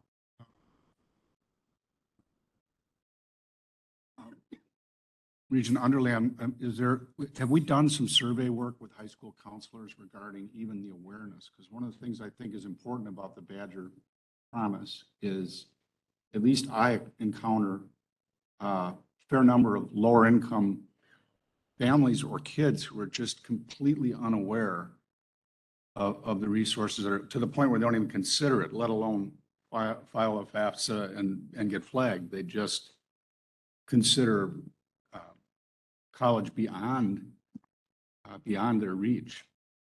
So I think survey work with the high school counselors would be, maybe you guys are all over that, but I'd sure love to know what they see as opposed to what I encounter anecdotally. Decide how I want to respond. It's one of those things where it's with the higher education aides board where you have, I'd like to say DPI would like to take it, but it's a capacity thing too. I mean, it's in a different agency within the state, but I know that from being in the K-12 system as an administrator, that school counselors do get that information. They often run financial aid nights in cooperation with, so for example, I live in Iowa County. The school I worked in is in Lafayette County. We would have people from UW-Platteville, Southwest Tech, and those admission and financial aid officers would come to our school and they would run a financial aid night. Europe, which was mentioned before, they do online things too. Again, it's a capacity piece as well. Our high school counselors, they're often the only one, and especially in our smaller schools. And so they may have these events every so often, but it's not a very large part of their responsibilities too. And I'm not saying it's not an important part. It's just a capacity piece too. And if I might, in terms of the Bucky's tuition promise, because I did not mention that specifically in the presentation, but I do think that there's some very interesting, first of all, quite a lot of that last little bump up in the middle line there is tied up with the institutional aid that University of Wisconsin-Madison has devoted to the Bucky's tuition promise. And it's part of a kind of a larger sort of strategy around institutional aid. But in the period since they did that, they have actually become the least expensive after aid of any of our institutions, which is a tremendous accomplishment for a flagship institution. And they have lowered the cost after aid by fully 10% in a 2-year period. So I mean, it's been an extremely effective program. So if the word needs to get out more, I really encourage y'all to do so. Thank you. So as we have heard, the UW system, in spite of our offering the most affordable tuition and fees among public four-year universities, we have opportunity gaps. UW system and this board are committed to ensuring all students who seek a college education have the opportunity to engage and enroll. Now, President Rothman is here to talk about the Wisconsin Tuition Promise, our new initiative intended to expand opportunities for more Wisconsin students and to help meet rapidly growing workforce needs. And we'll also be joined by UW Parkside Chancellor Debbie Ford and UW Stevens Point Chancellor Tom Gibson on the vital importance of financial aid.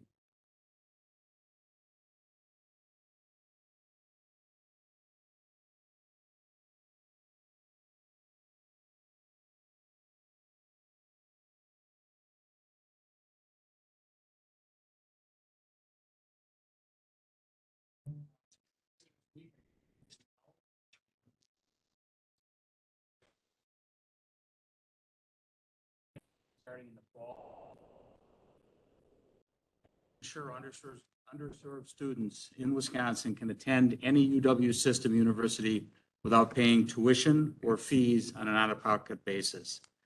The goal of the program is to increase the number of state residents who graduate with a bachelor's degree, especially first-generation students and those from low to moderate income families throughout Wisconsin, thereby improving both individual lives as well as communities and responding to the urgent call from Wisconsin businesses for talent. I believe that this has the potential to be a real difference maker. And I think Ben just articulated how it's worked in Madison for our students, families, and our state's future economic future. To economically succeed and improve the quality of life for all Wisconsin citizens, we need long-term investments that will address the skills gap and develop talent that Wisconsin needs in such critical areas as agriculture, manufacturing, healthcare, natural resources and forestry, technology, to name just a few. The Wisconsin Tuition Promise is modeled on Bucky's Tuition Promise at UW-Madison. The Wisconsin Tuition Promise will provide up to 4 years of tuition and provide funding for students coming from families earning less than $62,000 annually and enrolling at UW's other 12 universities. So the Wisconsin Tuition Promise will cover the 12 other universities. Bucky's Tuition Promise will continue at Madison. The Wisconsin Tuition Promise is structured to provide last dollar financial support. And what that means is after grants such as the Pell Grant or the Wisconsin Grant, the difference that is left is what the Wisconsin Tuition Promise will fill. As a result, the awards will vary from student to student because each individual circumstances are different. We believe that implementation of the tuition promise has considerable urgency in order to better meet the workforce needs of the state, which is why the UW system has acted to launch the program and fund it in its first year. We also see the urgency being driven by the socioeconomic divide that in some sense, with the work that Dr. Passmore has done, would indicate we are further exacerbating that as opposed to closing that. So because of that urgency, we have decided to reallocate system resources to fund the Wisconsin Tuition Promise for the first year. In our biennial budget request, which you will hear about later, we are recommending to this board that we seek state funding to support the program starting in year 2 of that state budget. We believe our pilot of the program at UW system will increase access and affordability for students and families that are most challenged in their ability to pursue higher education. We will begin marketing this program as soon as possible. In fact, we have already done that through a statewide release earlier this week, so that students enrolling in the fall of 2023 can both know it is there and they can benefit from it. I believe the Wisconsin Tuition Promise can be a game changer for many students. State investment in this program will not only help transform lives, but it will build a better and stronger Wisconsin for all of us. This is quite simply an investment in Wisconsin's future and will help meet the state's need for talent and workforce development in the years ahead, as well as help address socioeconomic challenges we have in the state. We know that the demand for talent is a problem that has vexed policymakers for several years. With the tuition promise, we offer a ready-made key piece of that solution. As part of the budget request, we therefore urge the legislature to support this initiative. We're fortunate today to be joined by 2 of our great chancellors who will share their perspectives on the importance of financial aid in expanding opportunity for students in the state. It's my pleasure to recognize both UW Parkside Chancellor Debbie Ford and UW Stevens Point Chancellor Tom Gibson to share their thoughts. So with that, chancellors, I will turn it over to the 2 of you. Sure. Thank you, President Rothman. So I would like to share a story of access, affordability, and perseverance. And this is a story that was shared with me by one of our financial aid counselors. She wrote to me and she said, "This summer, I met with an incoming first-year student and their mother. They wanted to discuss loan options for paying for their remaining tuition balance. The family was surprised by the amount of the balance as they thought they were eligible for a federal Pell Grant. Through our conversation, I learned that one of their parents was a victim of identity theft, which seemingly inflated their income for their 2020 tax filings, the year that FAFSA used for calculating their 2022-2023 academic year. I checked the data from the calculating aid, and the tax information was noted to be atypical. This past obstacle was still causing issues for the family. The student now has an artificially inflated expected family contribution, which just placed them out of range for the Pell Grant and Wisconsin Grant.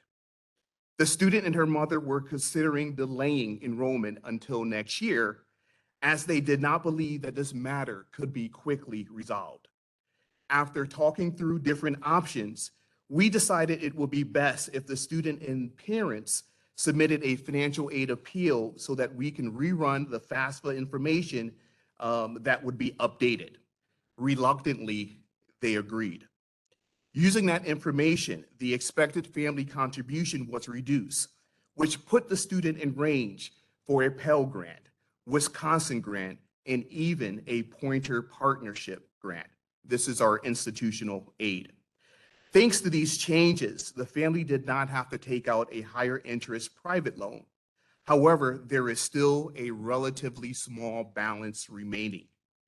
The students shared that they would pick up additional hours at their summer job and work during the academic year to pay their tuition balance. The student also shared that they aspire to eventually attend UWSP's new DPT program. This student now has a plan for the academic year. However, I worry about their ability to pay for subsequent years.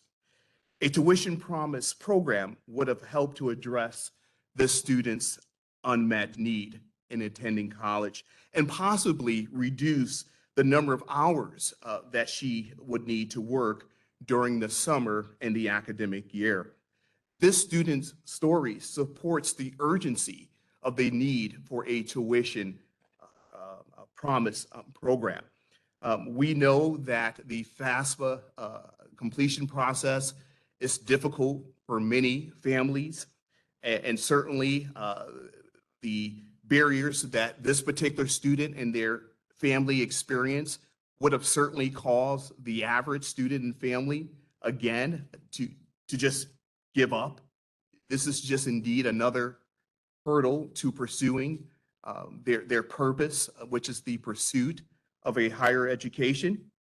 And while this particular student would not benefit because she will be joining us as a pointer this fall from the tuition promise program, I certainly look forward to supporting the hundreds of other students that would become pointers with the support of a tuition promise program. So first of all, thank you very much for making space for this conversation. In the same meeting, on the same day, I get to talk about two things I am passionate about, and that is increasing the enrollment and access and opportunities so we can enroll even more students. And then certainly about financial aid and how do we support our students on their educational journey to achieve their dreams of earning a university education in the UW. I also want to remind folks that Michael's campus, Green Bay and UW Parkside, were founded in the same legislation as he pointed out. And even though we may be a few miles apart, we actually serve a very, very similar student body. We do have the highest percentage of Pell eligible students at UW Parkside at 55%, and 55% of our students identify as first generation students, and 37% identify as a student from an underrepresented minority class. So just to give you some context. What I'd like to talk about today is a little more about what we need to do in terms of financial aid, and call your attention to a report that was published in April of this year by the Wisconsin Policy Forum. And it was titled, "Is Financial Aid Keeping College Affordable in Wisconsin?" And so I want to share a few data points. So this report, published by the Wisconsin Policy Forum, looked at financial aid and really investments in financial aid for both the UW campuses, the technical college campuses, as well as our private institution partners. So state spending on grants, loans, and scholarships to undergraduate students grew rapidly from the year 2000 to 2011, but fell 0.5% between 2011 and 2021. So the last decade, state spending has decreased in terms of investments in financial aid. Even adjusted for inflation, the average unmet need for in-state undergraduates receiving financial aid at all higher ed institutions in Wisconsin has grown during that particular time.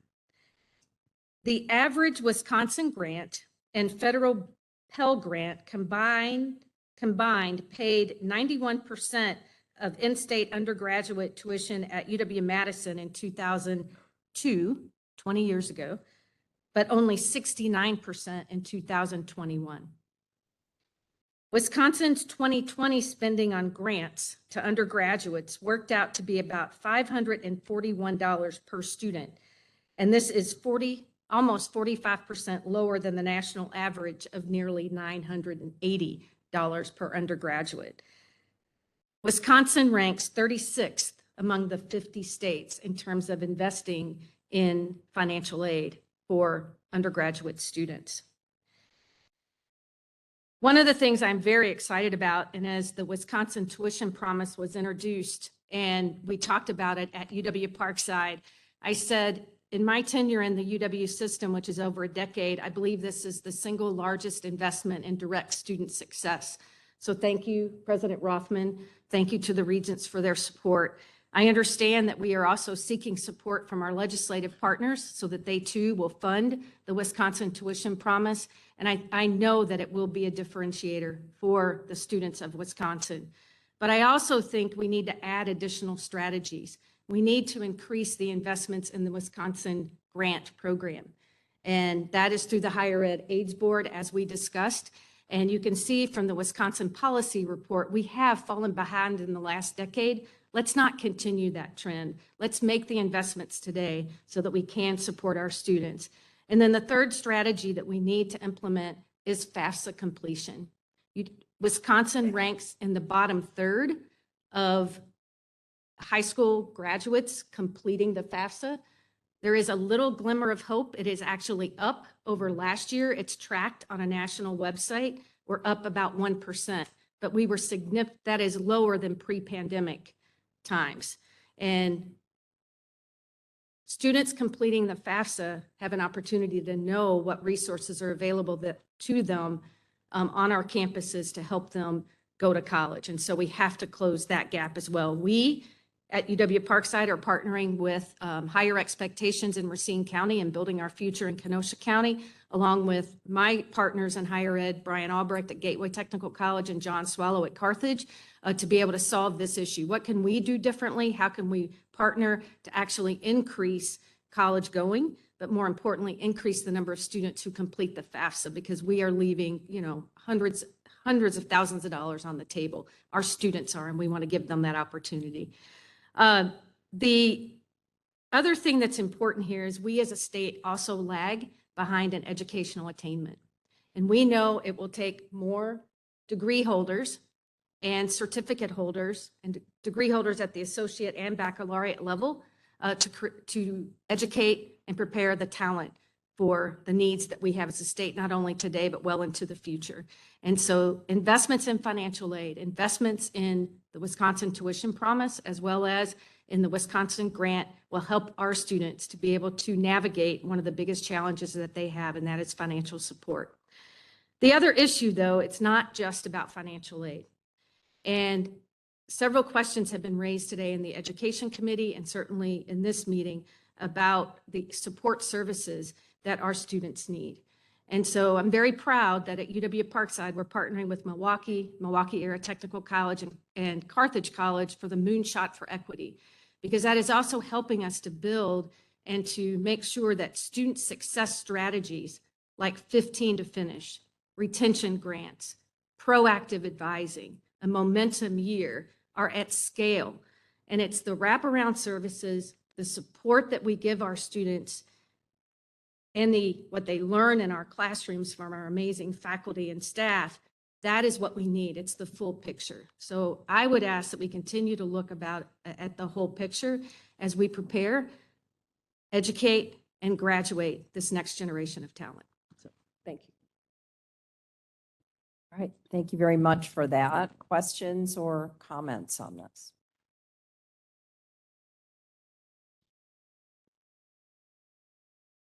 Seeing none, thank you very much for a very informative presentation, and looking forward to the Wisconsin Promise being something we can all be very proud of. Now we turn to UW Systems 2023 to 25 Biennial Operating Budget funding request and financial aid request.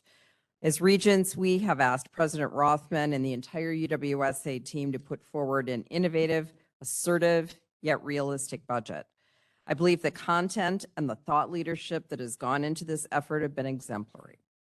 You'll note that procedurally, we're doing things a bit differently this year in order to allow Regents to dig in deeper and have more prolonged discussions about our operating and capital biennial budget requests.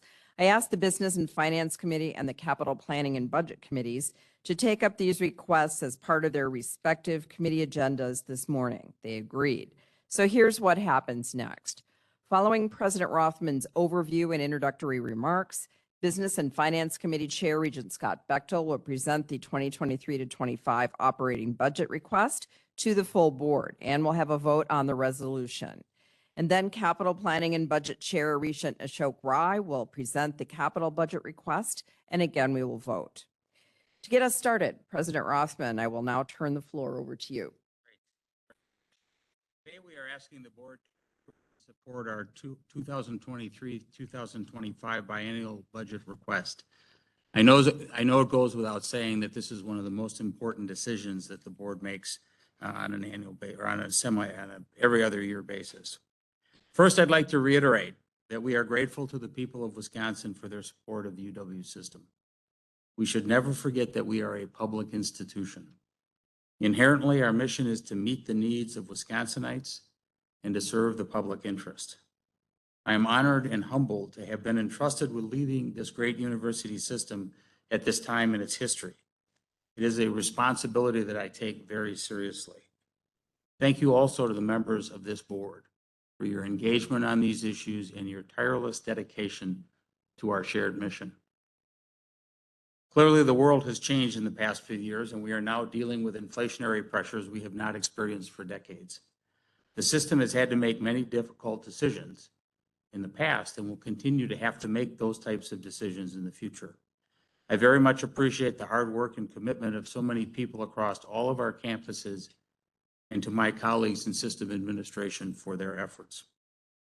The self-assessment we are going through now as part of our strategic planning process gives us the opportunity to take a fresh look at where we want to go and how we plan to get there. We have the collective privilege of creating a new chapter for this great university system.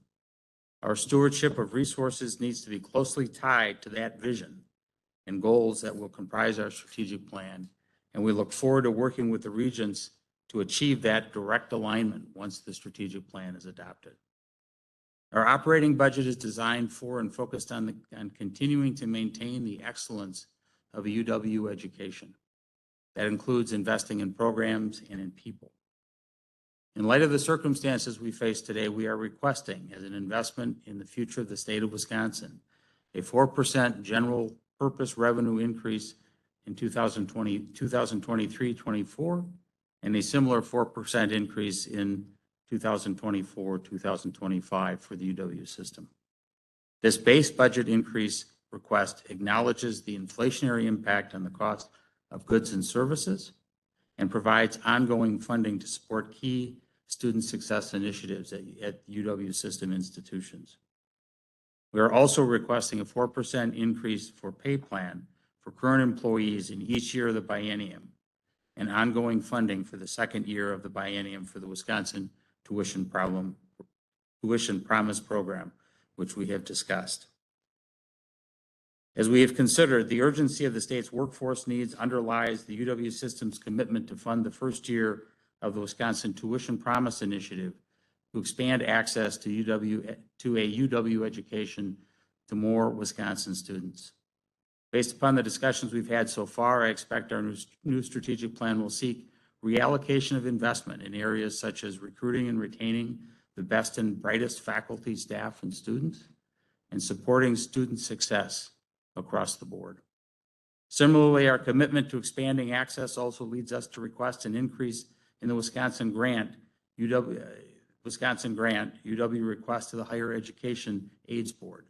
Regent Bechtel will have more details on all of this momentarily. We're also focused on supporting excellence in UW System's capital budget. We recognize we're asking for a significant investment from the state, but the need is likewise significant. As I noted earlier, a substantial percentage of our facilities are aging and obsolete. To provide the quality education that our students in Wisconsin deserve, we also have to have high-quality facilities. One thing I think remains clear throughout all of this, if you cut to the chase, an investment in the UW system and its family of universities is an investment in all of the people of the state of Wisconsin. The UW system will be serving the state for generations to come. And the investments we make now will carry us far through that future. Converse is also true. The investments we fail to make will also have consequences far into the future. So with that as introductory, President Walsh, back to you. So to lead us in this discussion of our 2023 to 25 biennial operating budget request and financial aid recommendations, I call on Regent Scott Bechtel, who chairs our Business and Finance Committee. Regent Bechtel. Meeting this morning, we reviewed and discussed two FY22 year-end reports. We looked at the budget to actuals report and the gifts, grants, and contracts reports. And we were pleased that for the first time, we had budget to actuals. Those were provided for each of the 13 UW institutions. This provided the committee with greater transparency and visibility into key variances from the FY22 board-approved budget to where we actually landed. And we thank several chief business officers who joined us, Rob Kramer from UW-Madison, Robin Van Harpen from UW-Milwaukee, and Grace Cricket from UW-Eau Claire. They also provided insights to us in their own observations about the financial headwinds and the possible opportunities we see as we move into this next biennium. So we really got some stories and some campus granular data to support, some pretty big numbers we're seeing here in the budget request. So what did we hear? Among their most serious challenges are compensation rates that fail to keep the universities competitive, not only with the higher educational peers, but with the private sector employers, and even at entry-level positions for students who are trying to perform work on campus. Retail, fast food outfits, and others are competing for our students, and some of our students are going that route rather than serving in some of our on-campus jobs, and we're losing out on some of those impacts that we have as students are either working with professors or working around campus with colleagues and staff. They're also feeling impacts, like we all are, of inflationary increases in expenditures. That's across the board. In addition to the raising of costs of goods and services, we had a discussion, and I think it was very impactful, and we all felt it. We know that inflation further impacts those most in the lower income strata. They are the most affected by what I'll call evils of inflation. And are very vulnerable to those impacts on their livelihoods, their ability to live day to day and to get ahead and live the American dream. So again, thank you, Sean Nelson, for putting together that panel of the CBOs. That was really helpful in understanding the backdrop for which the Board of Regents will be seeking additional state support. Even in our most healthy financial institutions, the support is needed to ensure that they at least keep pace with their out-of-state peers. So all the institutions are different. They have different needs. Some are growing and they have growing pains, but we can't let any institution that is succeeding and growing fall behind. We've got to be competitive. And as business people, I think we understand that. The committee then turned our focus to the FY 23-25 biennial budget and the recommendation that we did pass this morning, Karen, and we are making that recommendation today for full support by the full board. Again, Vice President Sean Nelson walked the committee through all four of the areas recommended for investment from the state's general purpose revenue, or what we call GPR. And as Regents, I think we are all mindful, and we should be mindful, that our budget is the expression of our values. It is our mission statement. It sets forth in clarion terms what are our values, what are our priorities. So the first focus is what we just talked about, the tuition promise. And I want to thank President Rothman, Vice President Nelson, the chancellors, and others who worked on this. As Regents, we've been talking about something like this for not a long time, but for a while. And President Rothman, you're making this happen. Pretty good for your second meeting, Jay. As we discussed earlier by President Rothman, the tuition promise will expand UW-Madison's Bucky's Promise initiative to the other 12 campuses in the UW system. The program will be eligible to both freshmen and to transfer students. It'll cover the cost of tuition and SEG fees for Wisconsin students from households with an adjusted gross income of $62,000 or less. The program is what they call a last dollar program. So the tuition promise dollars would be provided only after the other sources of aid have been applied first. And all this information I know was in our packet and we all read it. The freshmen would be eligible for 4 years worth of these supports, and the transfer students would be eligible for 2 years. The program will begin in 2023-24 academic year, with UW system providing approximately $13.8 million in one-time funding to cover the first year of the program. On average, nearly 12% of all resident undergraduates, about 8,000 students, will benefit, as we estimate, from the Promise program over 4 years. 8,000 students, real impact that we're going to have today. The recommendation to the Board of Regents requests then $24.5 million in funding from our partners in the state legislature in the second year of the biennium to support the ongoing costs for what will be then 2 cohorts of students as they move through the system. So we at the system will pay for the first year from reserves that Jay and his team have located within the UW system budget. We're going to kickstart this program. We're going to put our money where our mouth is. We believe so strongly in this, and as Jay has indicated, in the urgency, which is we need to meet for the business community and for the community members around the state. The tuition promise, folks, this is what access looks like. The tuition promise is about real action, real dollars around diversity and equity. So I urge you to please support this today as we vote. The biennial budget request also includes forwarding a recommendation to the state's Higher Education Aids Board for the Wisconsin Grant. That's the state's primary needs-based financial program for our resident students. Funding for the Wisconsin Grant is appropriated through this Higher Educational Aids Board. It's not included in the total biennial funding request for the UW system, but we are making a recommendation to HEAB of $24.5 million over the biennium would include 3 specific requests. 1, change the statutory cap on the maximum grant award. This is holding some folks back.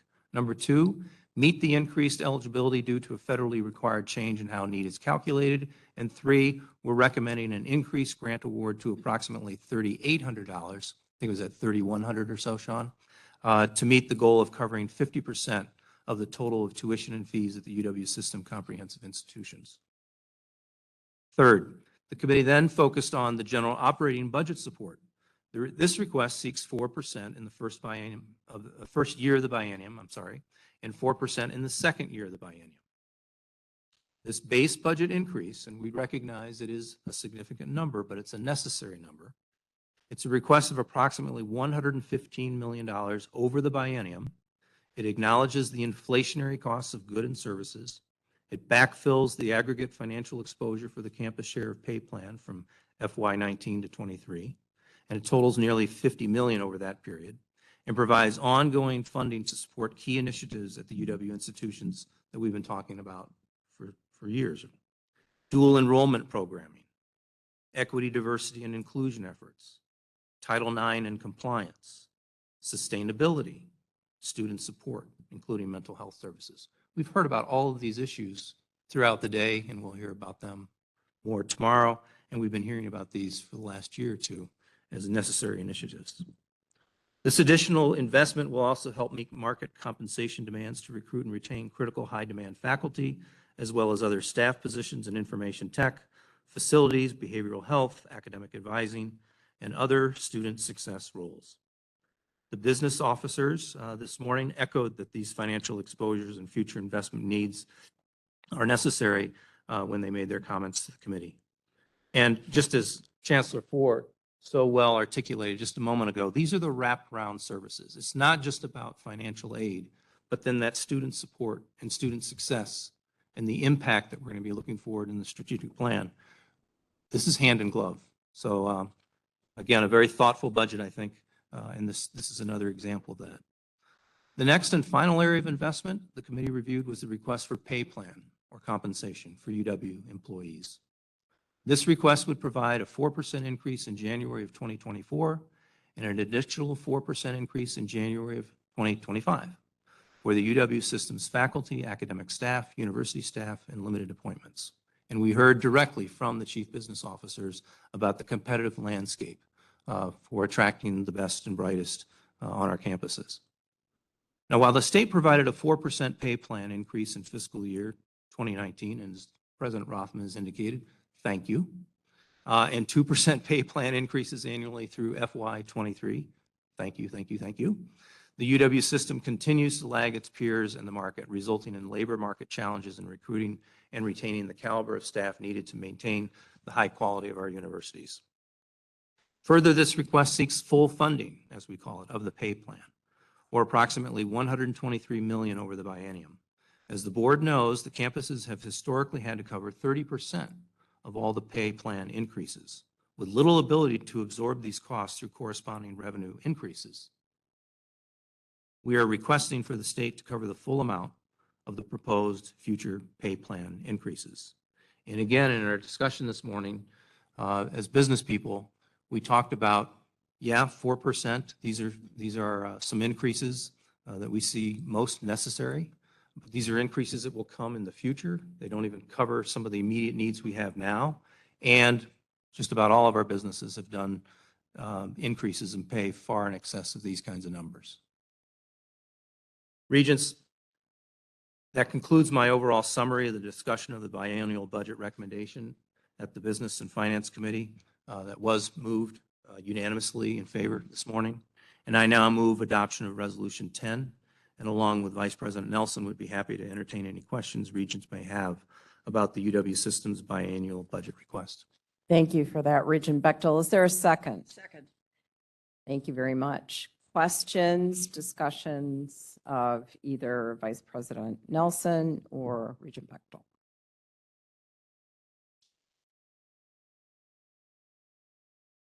That's okay. You can.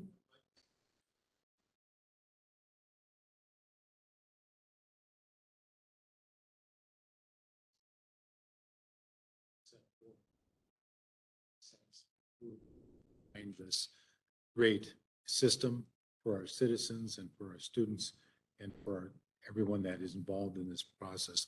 Thank you, President Rothman, for putting this together. President Walsh for putting it together with him. Really appreciate it. So let's do that, shall we?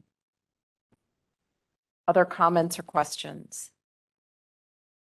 Seeing none, I'll call the question. All in favor of the resolution, say aye. Aye. Opposed? Motion passes. Thank you, Regent Bechtel, for your outstanding leadership on getting this budget explained to your fellow regents and to Sean Nelson and his staff for the yeoman's work you folks have done. President Rothman, for your inspiration and not giving up. Very much appreciated. I think we've all earned maybe a 10-minute break. Please be back in 10 minutes. Yes. So 10 minutes, please.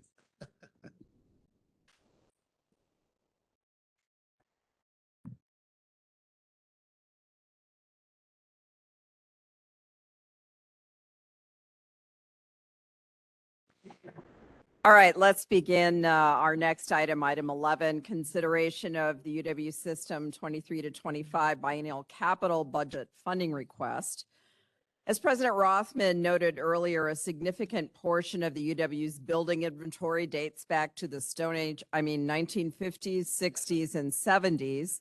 The UW System's proposed biennial capital budget, which we will address in a moment, is structured to focus on repairing, renovating, and replacing obsolete facilities at our universities. The projects we are recommending will address deferred maintenance needs, upgrade building systems, and renovate or replace physically outdated and functionally obsolete academic facilities. These projects are vital if we are to maintain our educational and research excellence. Here to walk us through the capital budget funding request is Regent Ashok Rai, Chair of the Capital Planning and Budget Committee. Regent Rai. Thank you, Regent President Walsh. And before I begin, I really want to offer my sincere thank you to Alex Rowe, Senior Associate Vice President for Capital Planning, her team, the CBOs, the chancellors, the facility directors, everybody that helped put together what you're about to see here today. And I have a few slides to share with you. So the resolution we met this morning, and the resolution before you is for the 2023-2025 capital budget request of $2,473,399,000. It is comprised of $1,601,339,000 for general fund supported borrowing, $227,954,000 for program revenue supported borrowing, $140,700,000 for residual program revenue supported borrowing, $237,242,000 in cash, $208,750,000 in gifts, and $57,414,000 for building trust funds. There are four categorical enumerations for the all-agency program: the instructional space program, the minor facilities renewal projects program, and the system-wide central plant and utility program. 16 individual project enumerations and 6 planning and design funding projects complete our request. The 6-year capital plan encompasses 63 programs and projects for a total cost of $5,611,542,000. The capital budget recommendation is based upon strategic priorities that emphasize the continued modernization, replacement, and repair of our existing infrastructure, while focusing on STEM and health sciences and the removal of obsolete structures. The majority of the work included in this recommendation is for STEM and health sciences projects, followed by the all-agency and minor facilities renewal programs, as you can see by the pie chart in front of you. The 2023-2025 budget will renovate nearly 5 million square feet, demolish almost 1 million gross square feet, and construct about 1.4 million new square feet. This request will only modify or affect about 10% of our existing 69 million square feet. I'd like to stress that again, only modify about 10% of our existing 69 million square feet. The UW system is quite large, and it takes money to keep it up.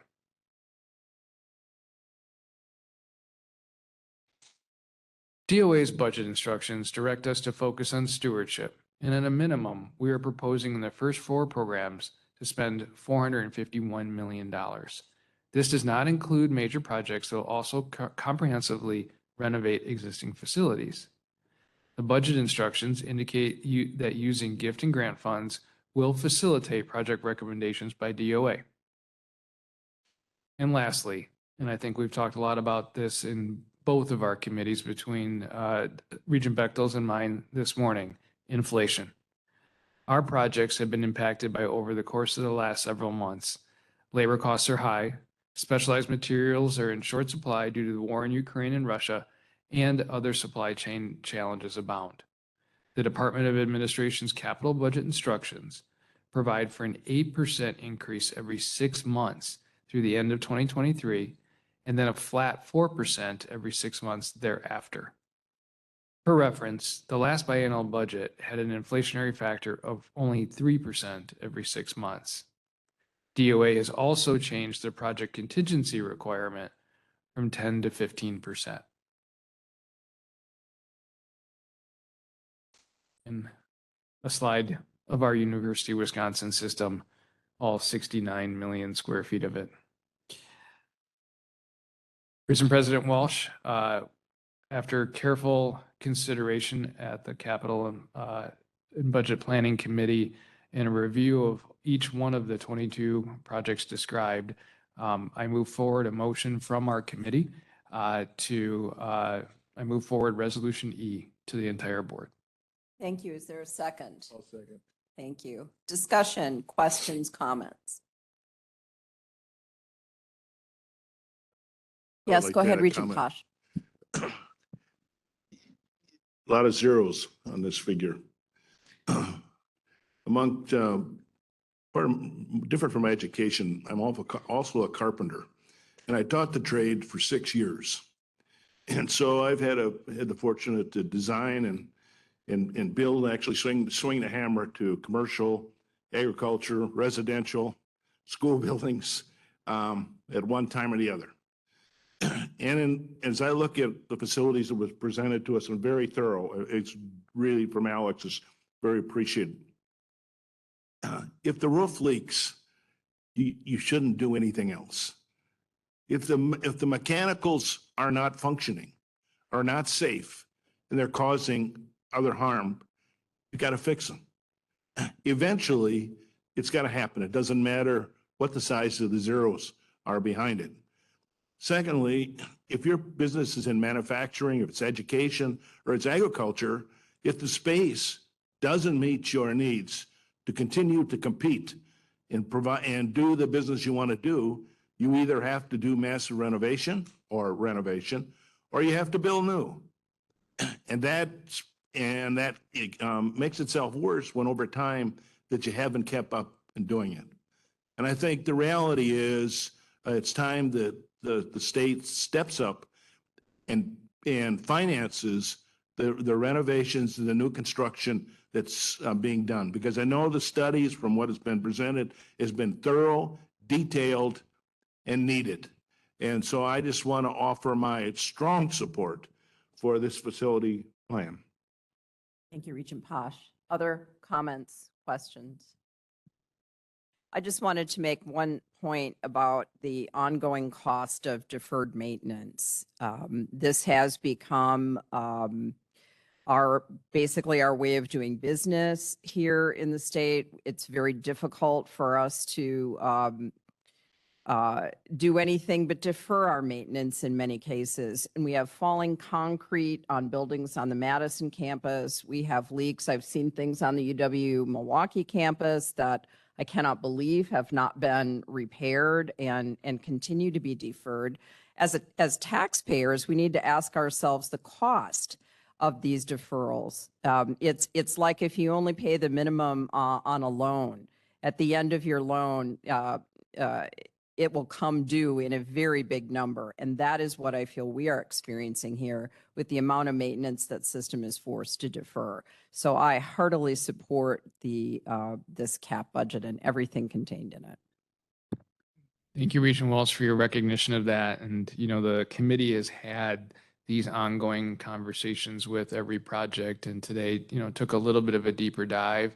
And we looked at all the other aspects of what's needed to not only keep us going, but to keep us moving forward.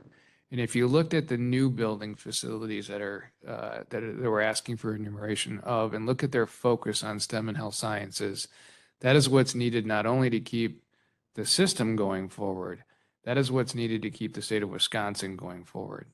So yes, it's a big number, and I think a lot of people will be fixated on the number, but they really should be fixated on, number one, the why behind it. And the fact of the matter is, at some point, you have to pay up. And if you keep deferring it, and this is only affecting 10% of our total square footage, we're going to have to get used to a larger number every year. Well said, Regent Rye. Any other comments? All right, I'll call the question. All those in favor of passing, please say aye. Aye. Opposed? Passes unanimously. Thank you to Regent Rye and his committee for your outstanding work. And especially thanks to Alex Rowe, who really did masterful work getting this all put together for us. Very appreciated. We recognize how what a big job this was. Thank you. All right. I believe we're headed into closed session. Am I correct? All right, this concludes our open session, and it was a big one. Regent Vice President Bogus, will you read the motion to move into closed session?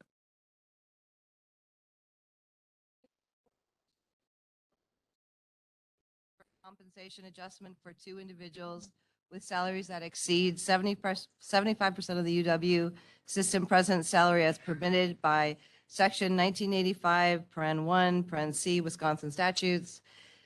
Consider strategies for crime detection and prevention as permitted by Section 1985, paren 1, paren D of Wisconsin statutes, and discuss ongoing personnel matters as permitted by Section 19.85, paren 1, paren C, and paren F of the Wisconsin statutes.